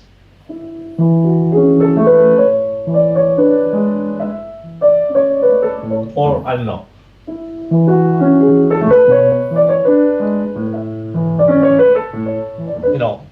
I both ways are wrong in a way, because what I do with my face, with my body, my mood, do not correspond to what I'm saying through the music. So that's why it's important to be natural and to be able to be one thing. This concept of oneness, which I like very much, unity between what you are and what you do and what you feel, what you say and the way you say it. Basically, researching this is a question of simplifying in a way. Not because we become simpler, but because we cut off everything which we don't need to do. Yeah. And in our Western countries, the main problem is that we have too many things to do, which we don't really need. In this 3 months of lockdown, I found out that I can live perfectly well and even better without traveling, without going to restaurants every 2 days, without living in nice hotels, without taking every plane every week. On the other side, we don't need all of that. Of course, we could need sometime, but happiness is not something which happens outside of ours. It's something which is inside, and music is maybe the best way to discover ourselves and our great gifts that we have inside ours. There was something that you mentioned about connecting with the author. I did an experiment in 2004. I was in Formia at that time, in my father-in-law's garden, and I used to sit there and would play in Janola, next to Formia.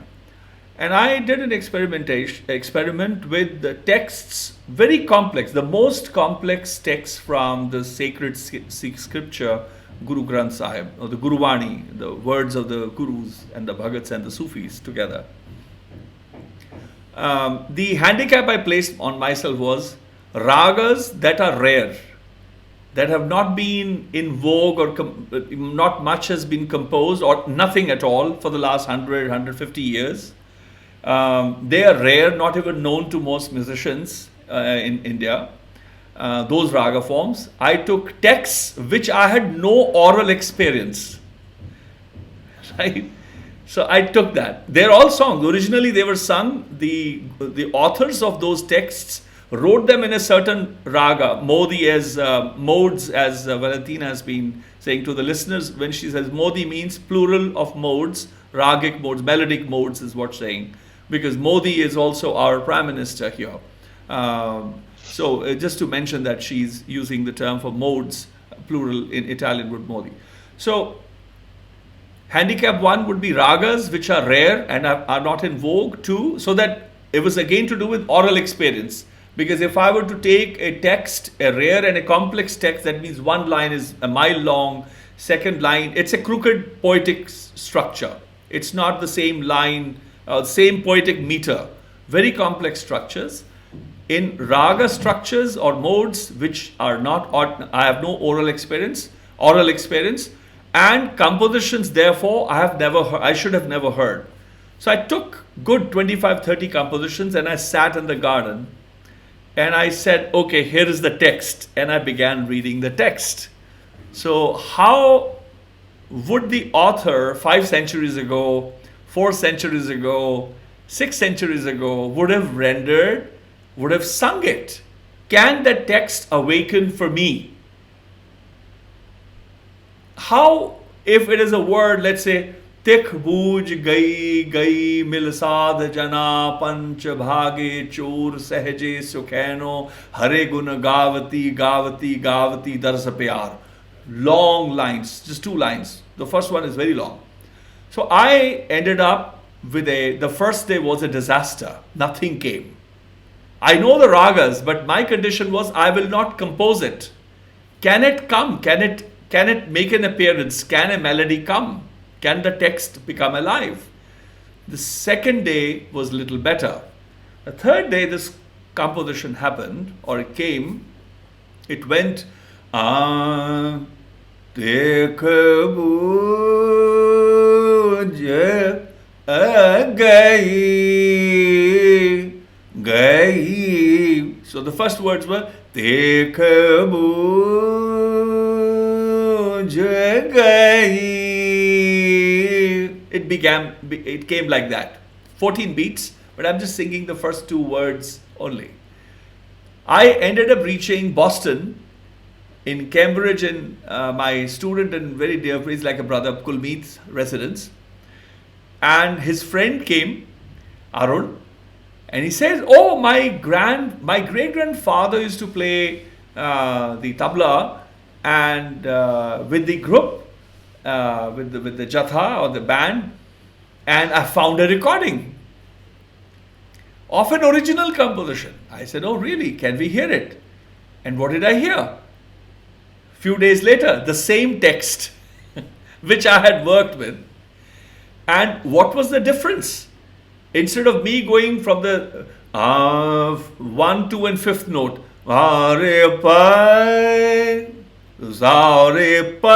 and what were they singing? Ma pa sa. So ma pa sa. It could be 1, 2, 5. The distance was dekh bujh gai. So dekh bujh gai. The structure overall was the same. The second startling similarity was the rhythm. I composed it in 14 beats and they were singing the original in 14 beats too. So just to mention that, it is amazing how, when you mentioned just now, it's very, for me, again, this is you're not trained by an Indian maestro rishi from the Himalayas, right? This is sui generis, it's from within. On the basis of all that you've heard and perceived and so on and so forth. And what you said, that at a time when you play, you don't try to play it. It happens. You let it happen. And I let it happen 2000, and it's recorded in my diaries, the dates. In fact, for fun's sake, I'll take a photocopy of that composition itself and I'll send you via email later. And you will see that if you allow it to happen, all the training that there is, sometimes they become alive. There's a chance, is my belief, and I've seen it, that there are things that do happen. Yeah. My friend, I have to tell you, I have 10 people waiting for me because it was totally unexpected for me to let them stay wait. with you. It's a good thing I to let have them wait. really to go now. I will follow you. Yeah, everything. I know. Thank you for joining, Valentina. Thank you so much. Sorry. No, I know. I was just. And we need to. Where are you? I'm here in my place. I live in countryside, close to the sea, and I have 10 people waiting for me at the table to share the tea time. Okay. I'm so sorry. We'll talk soon. We need to have an exclusive conversation with you, Valentina, soon. Yeah. Okay. Ciao. My beloved friend. So interesting, beautiful. I've shared. Thank you. Bye. Thank you. Bye. Yeah. Things that you could do through music without doing nothing special. Let's talk about silence, for example. Huh? Of course, silence is part of the music. It's not the absence of music. It's the starting point of every music, of course, Basically, music starts when you create a connection and relationship between the silence and the first sound. And music continues until you don't have another last sound. And after the last sound, there is another silence. And so it's so important, I think, for every musician of every culture to be able not only to listen to the silence, but also to tune his audience on the same silence that he is listening to. The greatest musicians are the ones who have this ability to let you hear the same silence that I'm hearing now. It's not a question of acoustic silence. You could even be in a noisy hall. That's why, for example, I'm never disturbed by ringing phones during a concert. I don't hear them. There's not the problem. If I am on the music, you can make noise. I don't hear you. I just in the music, And even the audience does not hear you. Our ear and our brain is very selective. We are able to focus on things which are important for us and to forget about all the rest. And that's a great chance which live music offers to us. We can forget about everything else. We can focus on one single message for like 1 hour or two, and that's a luxury in our modern times where we have so many distractions all the time: phone ringings and WhatsApp and messages and emails and Facebook, and rush to the work and do the other meeting. When you listen to a concert, you have 2 hours only for that, and to focus on one single target. And the silence is starting point from this. So it's very difficult and so important and dedicated to start a concert because we have to focus on the silence. For example, there are pieces which, as Daniel Barenboim wrote in one of his books, there are 2 ways to break the silence. Depends on the music, could be something really, direct. That you just, break the silence in an unexpected energy, But also there is another possibility.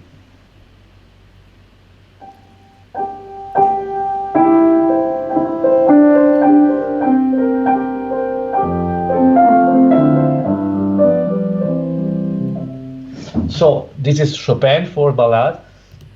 Now this piece, comes out of the silence. And you cannot play this piece if you don't hear the silence and you don't play your own silence before. If I do, I just play, It doesn't work. It doesn't mean anything. It's like pa. No, this piece is coming from very, very far, you know. You have to listen to many other notes. Before these notes, there are so many other ones underground, under the silence, and then they, you know, come up gradually, and then you hear one which is a sound, but it's already before.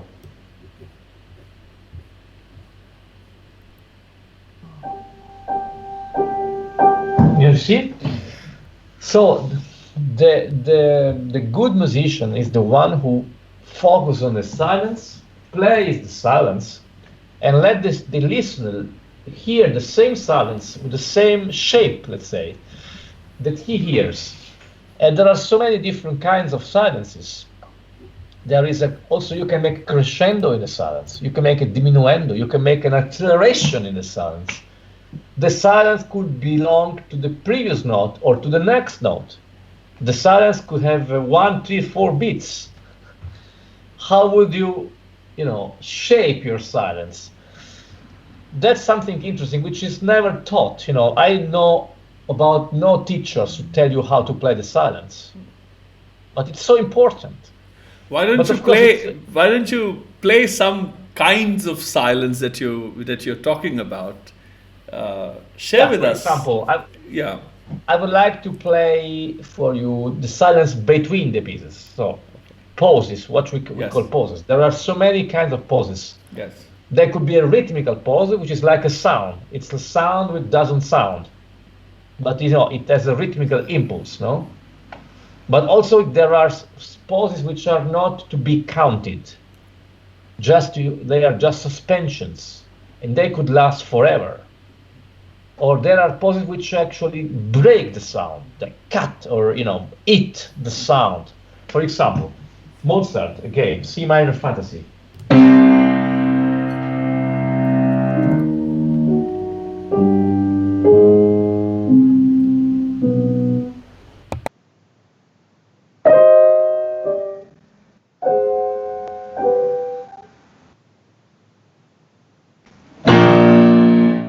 You see, now depending on how I feel these pauses, I can do different things. Now the silence was really, you know, really heavy in a way, no?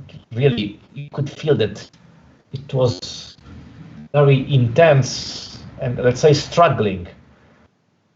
But the silence could even be just waiting for the next note. So a student would play like this.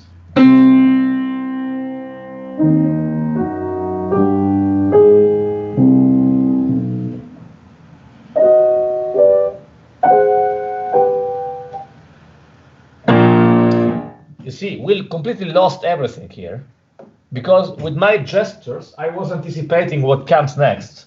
So I was not playing the silence. I was just counting to wait for the next note. So I didn't feel the depth of the silence, you know.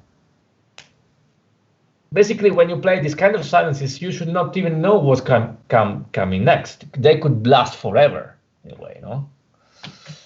And the good musicians are the ones who have the control of time, and they can really keep the tension for a lot of time. And nobody would ever say, okay, but what comes next? If you are there, you're playing the silence, you don't need to rush to the next thing. You stay there, you know. And of course, it depends on our gestures, of course. Everything we do with our body, with our movements, our way of thinking or looking at communicates our feelings, also in the silence. For example, the silence could be belonging to the previous note,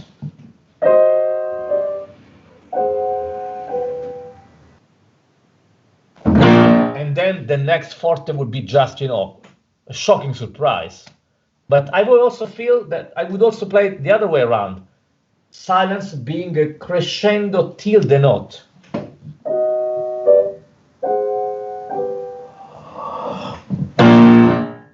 You see, in this case, the silence was the preparation, was not. And of course, the silence is very close to the timing. So how to choose the duration of the pauses, how to come exactly in the right moment with each note. And sometimes when we are anxious, we are not able to deal with this, and we anticipate things. We want to say everything soon, and we lose the tension in this way. Music is like an elastic rope. The more it is stretched, the more time it needs to be developed. When we lost the let's say balance between the tension and the timing, the music doesn't work anymore.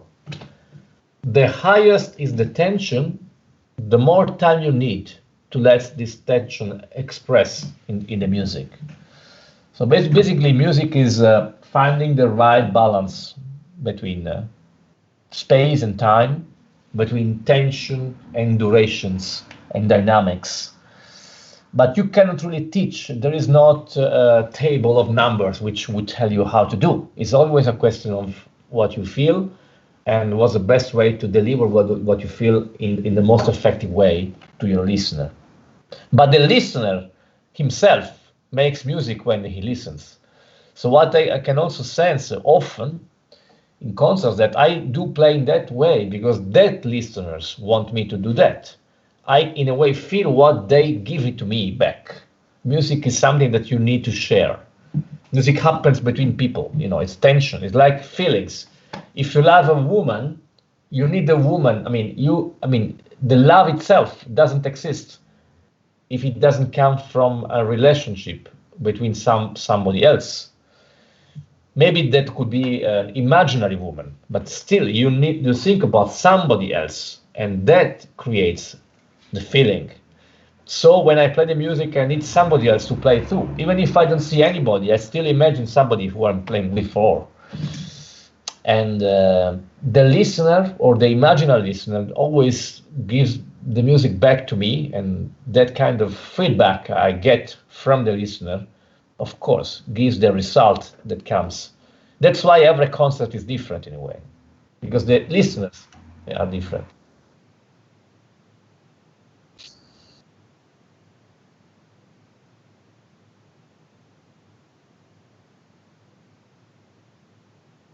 Well, in a way, of course, because when you play, I'm not my own listener. I'm the listener of what comes out from my concert, in a way. So I'm a listener of listeners. And of course, the acoustics of the hall, the piano, everything which happens when you play, create the result that you get. So I listen not only to what I'm doing, but to the result of all the elements which make my concert happening.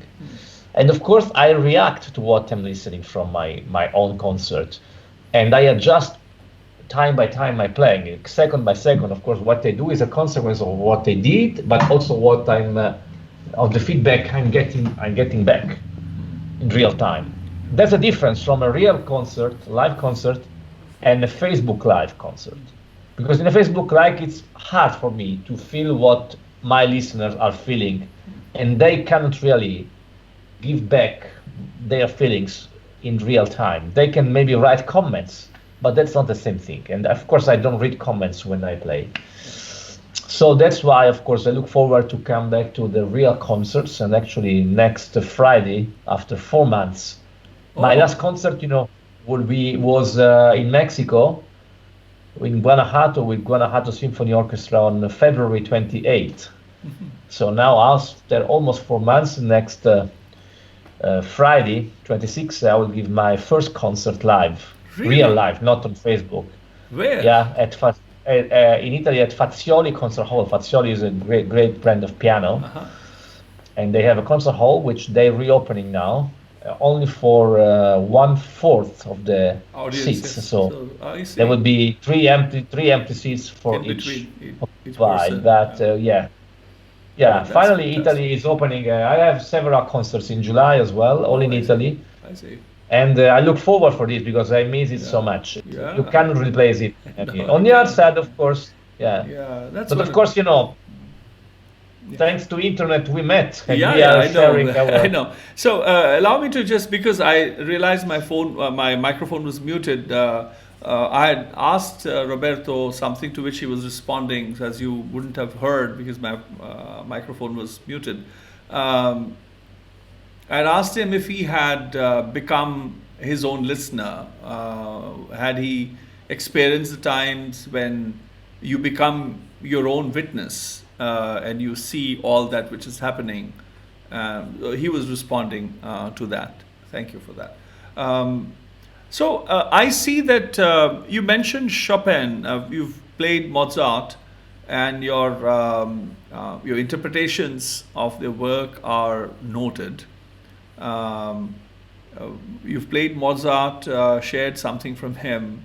Would you mind? And you spoke of silence and so on and so forth. But could you play something from Chopin? And then I know that Schubert and Schumann are also some, the two composers that you have seen very closely. Could you share some things from them also? Yeah. So we start from Chopin now? Yeah, because you mentioned about him, so I thought, why to let him go without conversing with him fully? Let me play something fast now by Chopin. The famous Minute Waltz. It's a waltz, valser. I see. Which is quite fast and light-hearted, but in the same time also full of different nuances, especially in the more lyrical middle part. I see. Oh, now my piano is muted, by the way. Sorry. Oh, This is actually a very special piano. It's a disc-clavier piano, so it can even play by itself. I see. It was muted. Now it plays. You want to see, for example, I can play something which is not. It was played by me, but not in real time. Really? Yeah, then I will play the real thing. This is Scriabin. No.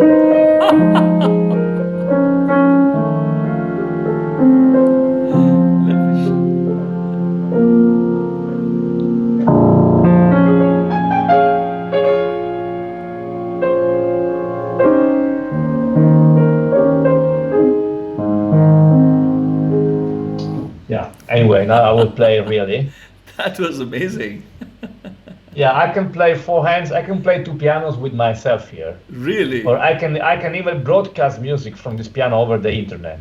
Wow. If you have a similar piano in India, I can play a concert to your piano, remote concerts. I see. Yeah. So I'm going to play Chopin. Now it's me playing. It's not the piano. Okay. It's me. I will not be able to trust you now. Valser Opus 64. I won't be able to trust you anymore, whether it's you playing or the machine playing.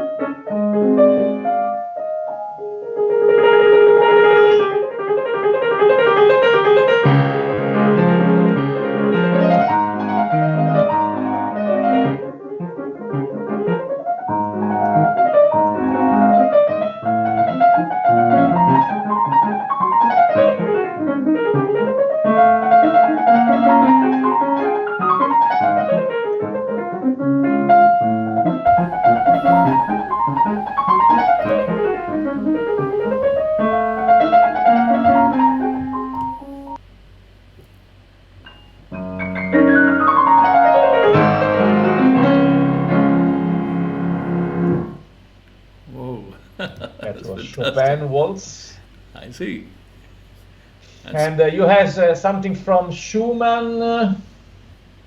Well, I can play, for example, from the Kinderszenen, Opus 15 by Schumann. They are pieces where Schumann, Kinderszenen means childhood,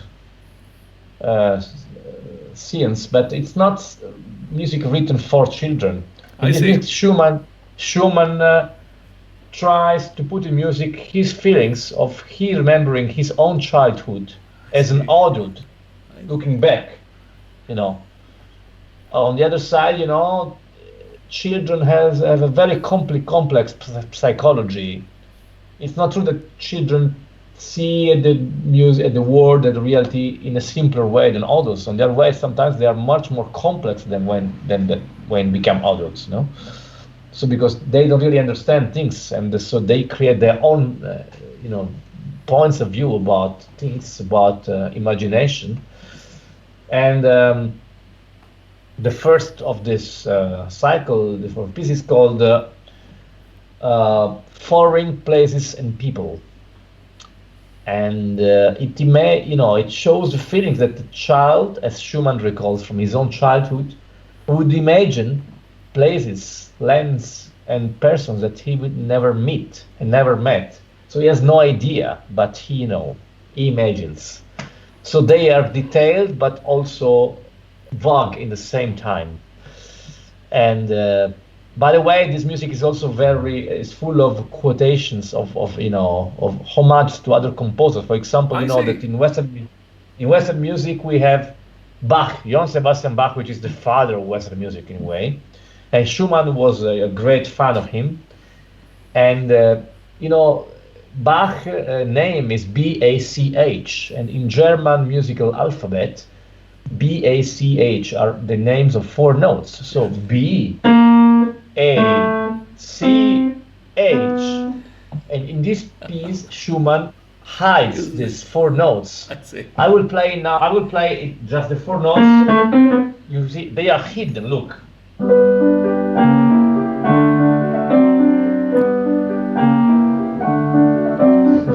Now I played them very loud because usually they're not noticeable, but I like to show you how great composers made homages to themselves and to other ones, just hiding little elements which only the connoisseurs would be able to notice. Okay, so this is Schumann about lands and people from foreign countries. Okay.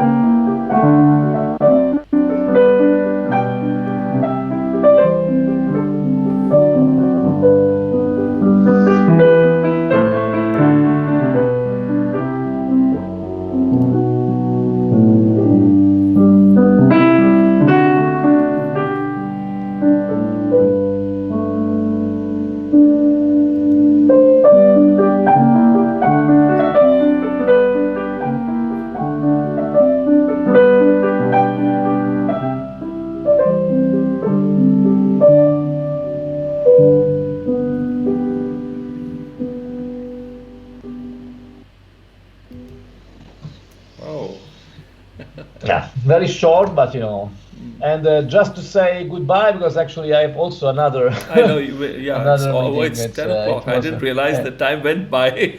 We were chatting with time flies, Valentina. Time does fly, yes. It doesn't crawl at all. It flies when we don't want it to. It crawls when we don't want it to.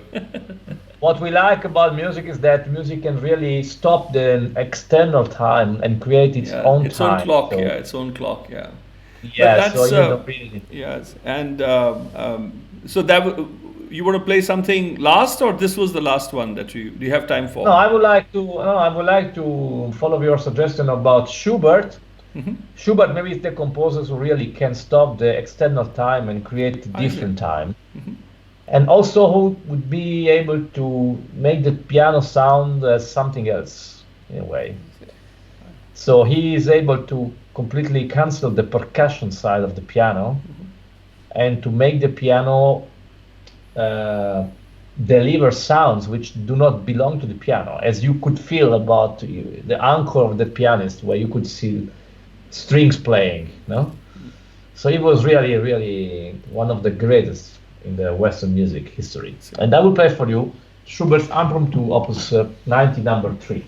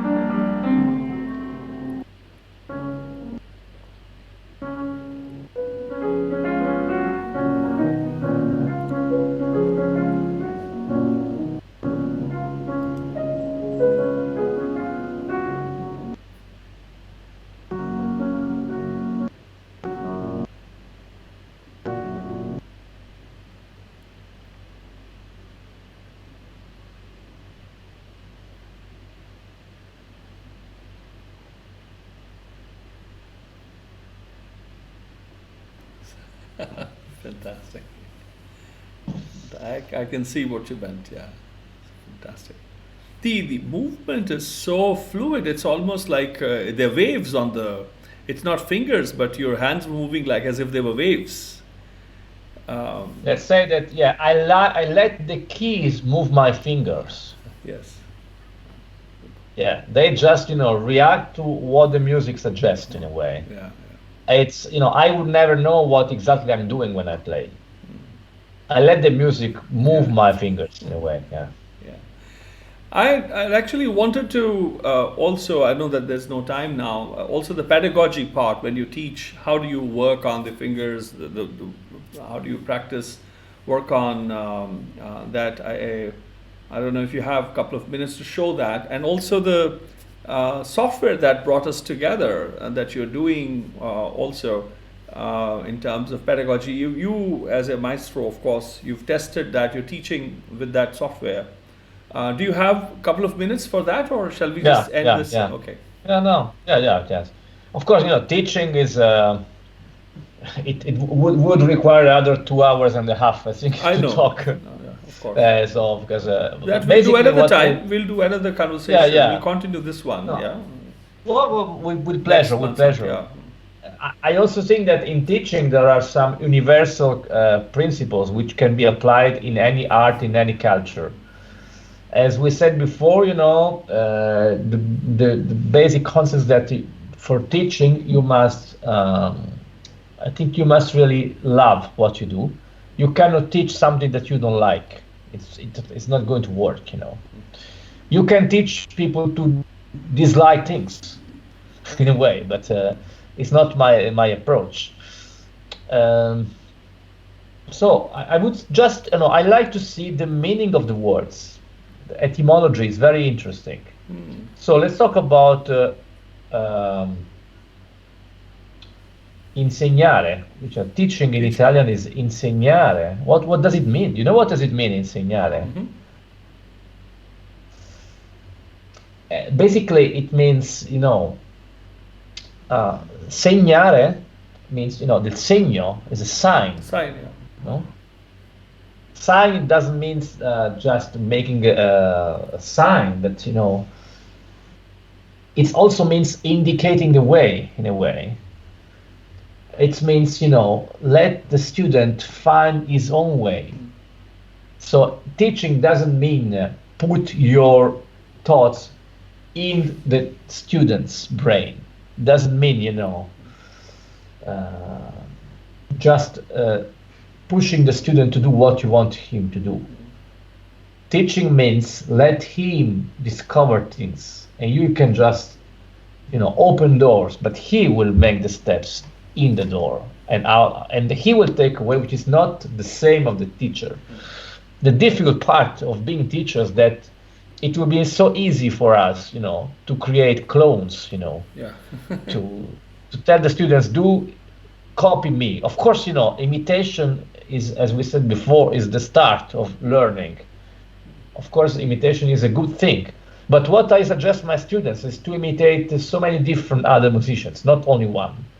We should be able to imitate all of the other ones. Then we can find ourselves, and we can be aware when we do something which is exactly copied from someone else or not.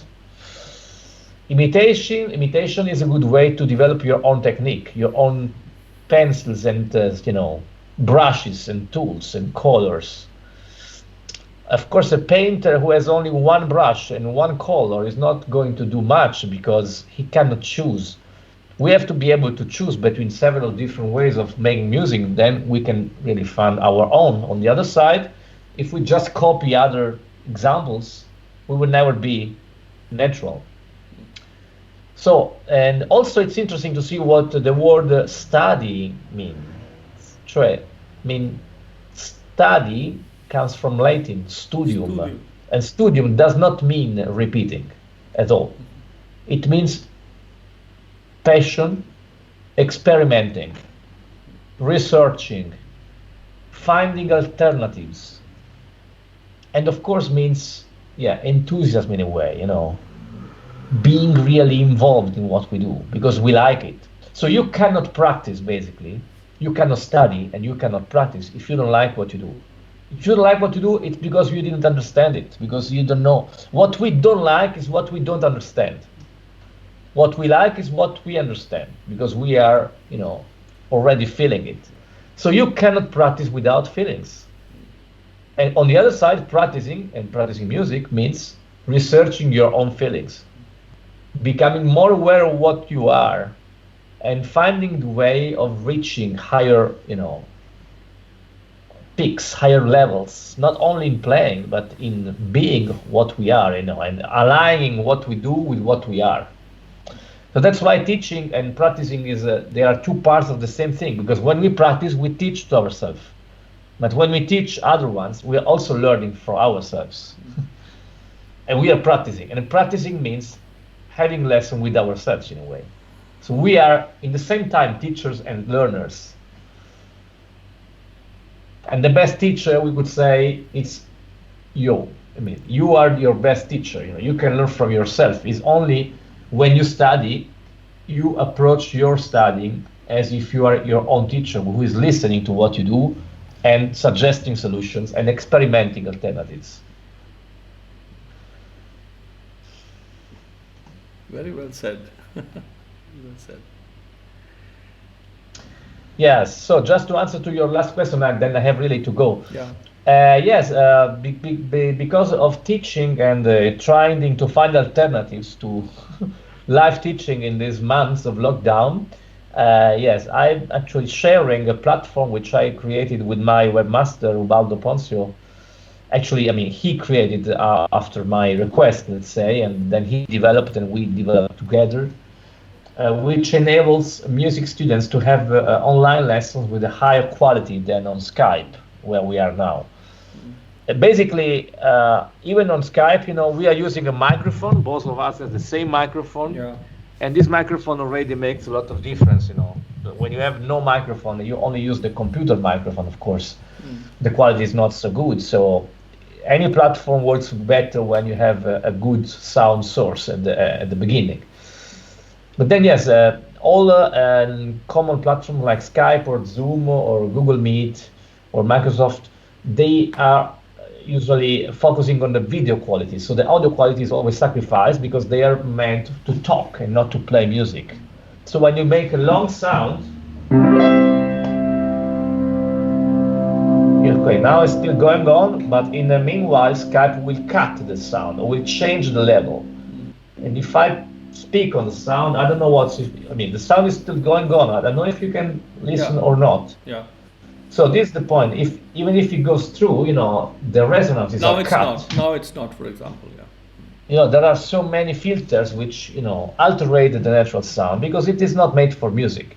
So that's why we made a platform which is similar to Skype because you can see the other one, but the sound is a stereo sound, not mono, with a much higher frequency range from 0 to 20,000 hertz. So you can even feel all the overtones, all the notes which are not the fundamental notes, but the notes which are contained in other notes, and which makes the difference when you make music. Exactly. You can work on the resonances, on the nuances, and so on.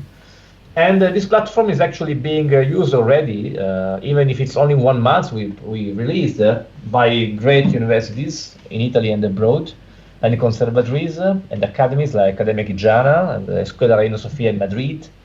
And there are many universities in England like Royal Academy, Royal College, Trinity College, and in US like Yale, like Colburn, University of Southern California, and the other ones, and they are testing because actually, it's a long process to adopt the platform. It's not that they do in 1 day, but there are already hundreds of music teachers and students who are trying this platform, and many summer academies starting in July will adopt it. So it's actually, I'm very happy because also will be a way to share music, to overcome the geographical and logistical obstacles. You can make music with students who live in the other part of the world.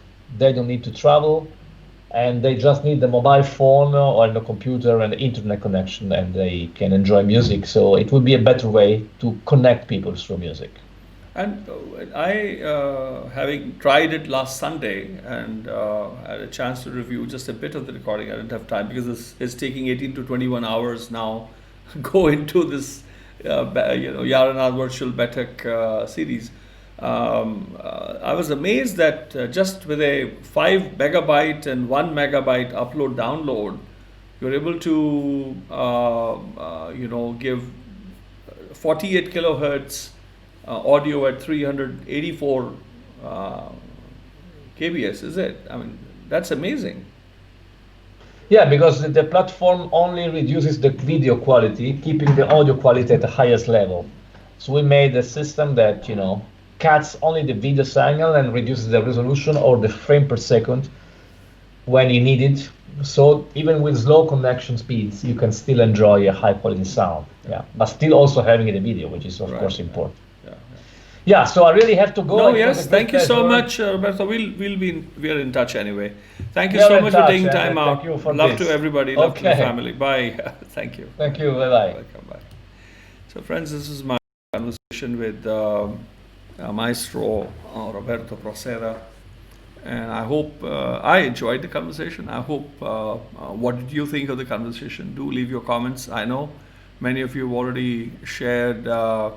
Wonderful comments, but you're always welcome to leave your testimonies, your thoughts on IC Kavita. Me joined in, Wajid joined in, Surinder Suri, Gurinder, Ashutosh, Gurdeep Halan, that's wonderful, Arvind Jauhar, Amarjeet, Arinder, Hamid, Sakhi, Priya Srivastava, Kuldeep, Kuldeep Bhai joined in from Jodhpur, and he says it's like potter who makes pots with soft touch is finally mind and handwork in unison. Yes, of course it is. And he says it's a great dialogue. That's wonderful. Mohammad Afzal Khan. I usually don't take names out, but anyway, I thought I'll just see Gurpreet Semi and Gobind Preet saying difference which I felt between both is that Roberto music is romantic, whereas Bhai Saab makes you spiritually connected. Both are excellent. Of course, both are excellent, yes. I would have a mouthful to say on that. It's a good start. I think there are elements in, Roberto's, the music that he plays that are spiritually connected as well. I don't think they're totally detached from that. I think some of the pieces that he played had that element of romance and so on and so forth, but I think there is element there. Mohammad Afzal Khan, while the music is played, a whole eternity goes by like life in a novel. Boris Pasternak, he's quoting someone. Thank you for that quote. Manjeet Singh from across the Yamuna, who's a very fine sitarist and a singer. Narendra Pal Singh, and then Kuldeep Dai's music only audio and visual also. That's a fantastic question. I think it's both. I did an experiment with Camille from Utah, who sees auras, and then with Alessandra Bertoldi from Rome, who also sees auras.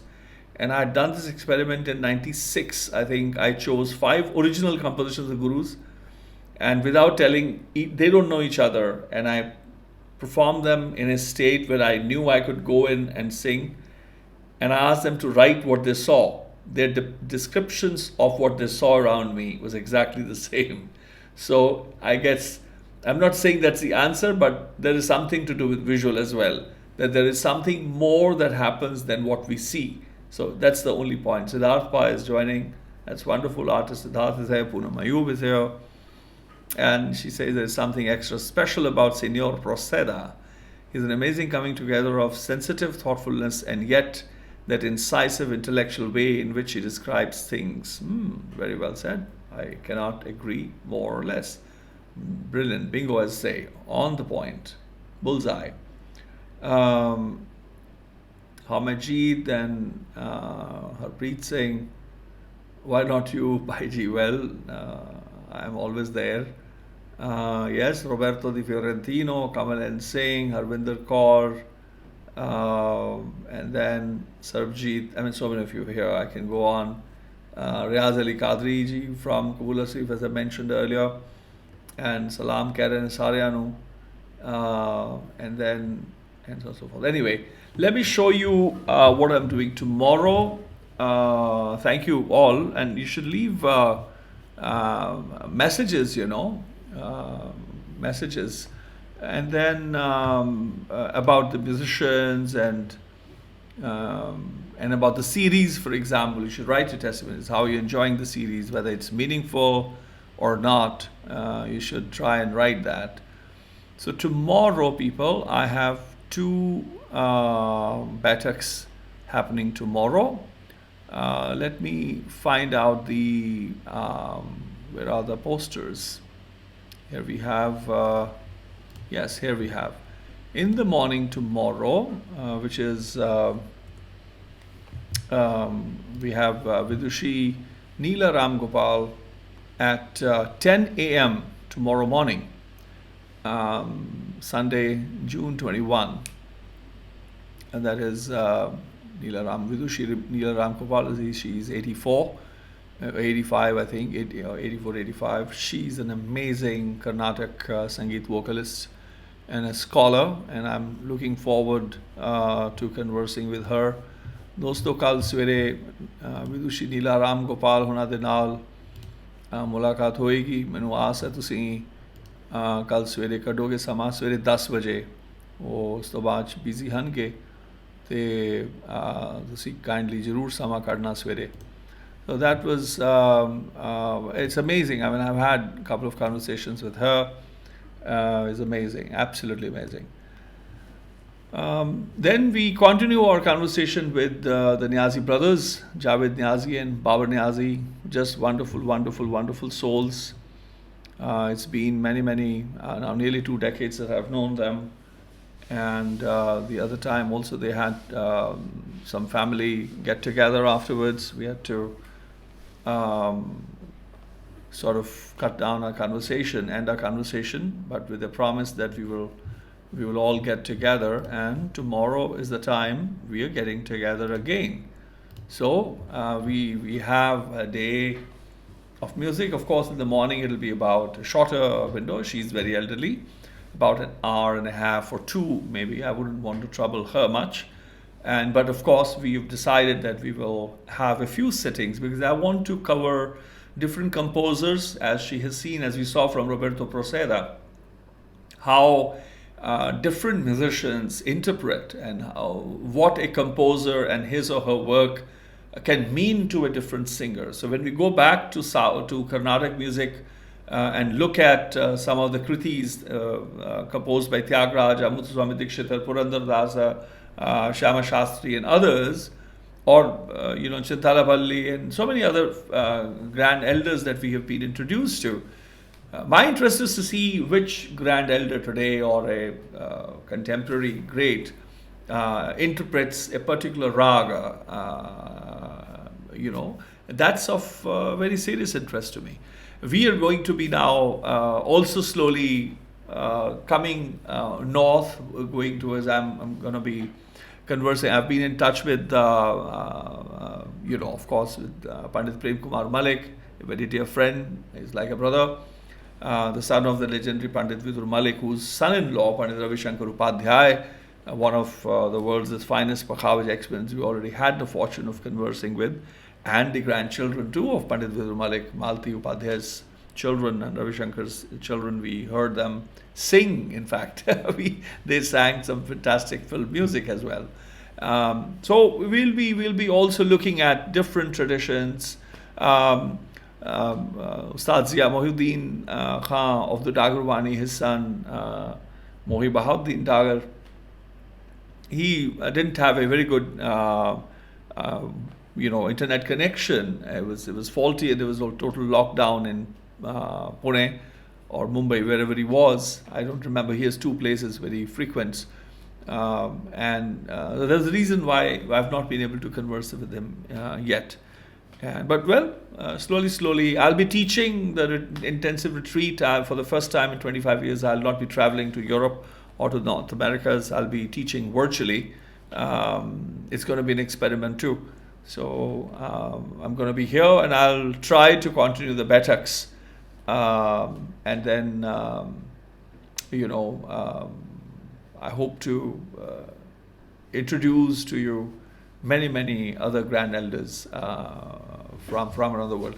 This is, dedicated to Guru Nanak's 550th birth anniversary, may I reiterate, and my endeavor is to travel to as many countries, if not all of them, by way of these virtual Baiṭhaks. So I'm doing a 21st century Udasi, meeting with some of the finest minds who are in poetry, in theater, in music, in arts. I in fact wanted to speak with some of the politicians too. I had written, texted or sexted, if I may, Captain Amarinder Singh and Arvind Kejriwal, both of them. But of course, I think they would both be little jittery about coming face to face.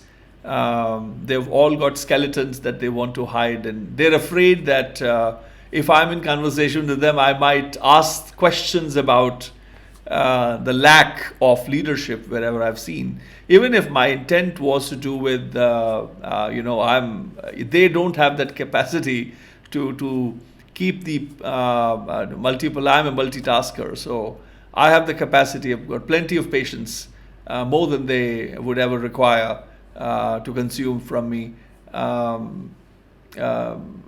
can keep the focus, which was COVID-19, how the states, for example, dealing with the crisis. And it's a crisis which we are all affected. Musicians are affected. I wanted to ask them, what are you going to do about the artist community? For example, painters, weavers, potters, singers, luthiers, instrument makers. They're also affected. Are you going to just let go of them? They all must do now, hard labor. What are the arrangements that have already been put in place in anticipation of a crisis? Or is it that in retrospect, as usually the problems are addressed when damages have been caused, when losses have been incurred, is when you do. So all of that relates to the idea, because when you look at Guru Sahib addressed the politicians of those times. They spoke with the Qazis and the Pandits and the Mullahs and the Ustads of Akhadas, different, they engaged in a conversation about that. And I'll be looking at the exegetical attendance. I've spoken to my very dear friend Qazi Nadeem of Saharanpur. I'll be,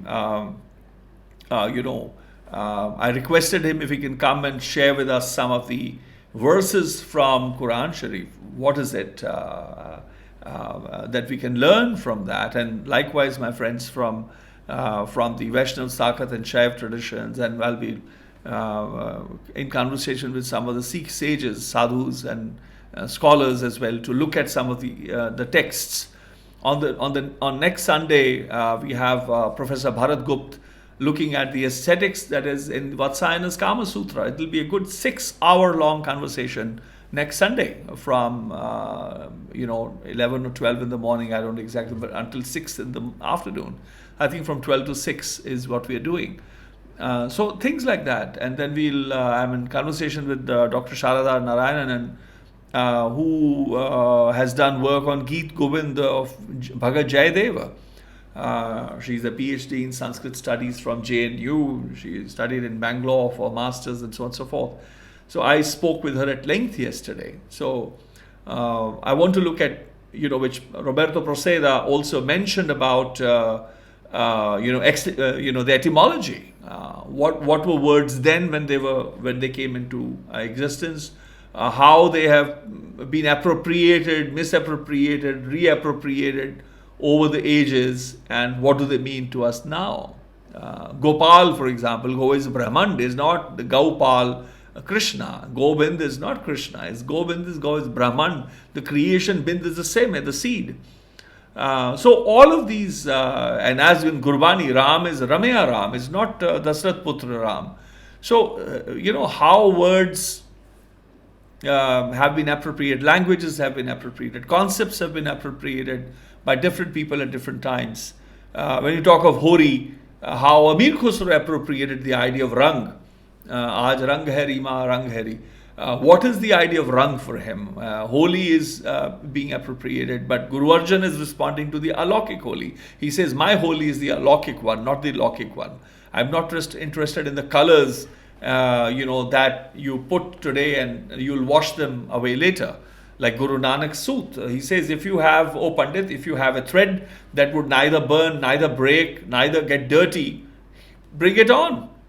Hai ta Pandit kat, je hega ta, hey, if you got that, hey Pandit, bring it on, I'll wear it. But if you don't have it, I don't want the thread that you have. So these are very important conversations to have. Otherwise, we are just duds, we are the kali which never even bloomed. And knowledge is the game of ruthless people who are clinical, who are shameless. They don't take sides. They don't look at critically a text which is, if I am a Gursikh, it doesn't mean that I will not have the critical eye when I look at anything and everything written within the Gursikh paradigm. And Gursikhi binds me with Ved Katev Kahoma Chuthe Chutha Jo Na Bichare. So I will do vichar of Ramayana, of Mahabharata, of Quran, of the Torah, and anything and everything that there is. That is how learning is, the world of learning, people. So don't think this is just a musical Baiṭhak, right? It's life. We are sitting and look at the gamut of those who listen along with me to some of these protagonists. We are doctors, we are engineers, we are pilots, we are musicians, we are artists, we are painters, we are doctors, we are so many people. I know of so many friends who see, and that's how it is. And there's Baithak series for all of them, and from all of them. So be good meantime, and we'll see you tomorrow. It'll be a crazy night because I usually sleep. I slept at about 7:38 in the morning, got up at 12:30, maybe I slept at 9. So, but I have to be up and running at 9 to be able to be in conversation with the Vidushi Neela Ram Gopal. Today we tried to connect on Skype. I couldn't get through just to do the trial. So it's going to be crazy hurricane night for me and day tomorrow. And I'll see you tomorrow. Be good. Share the likes are good, but you should share it in your groups. Spread the voice of these extraordinary protagonists from so many different fields.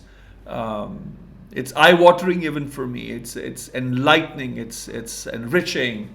I'm much more rich than I was before, just because of being in conversation with these elders. And I'm sure you are also feeling the same. How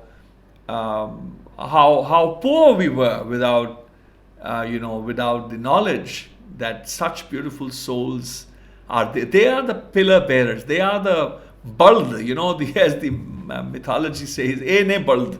These are the bulls which are on whose back, plural if I may, the world lives. These are the people. They're the conscience keepers, and they are the conscious keepers,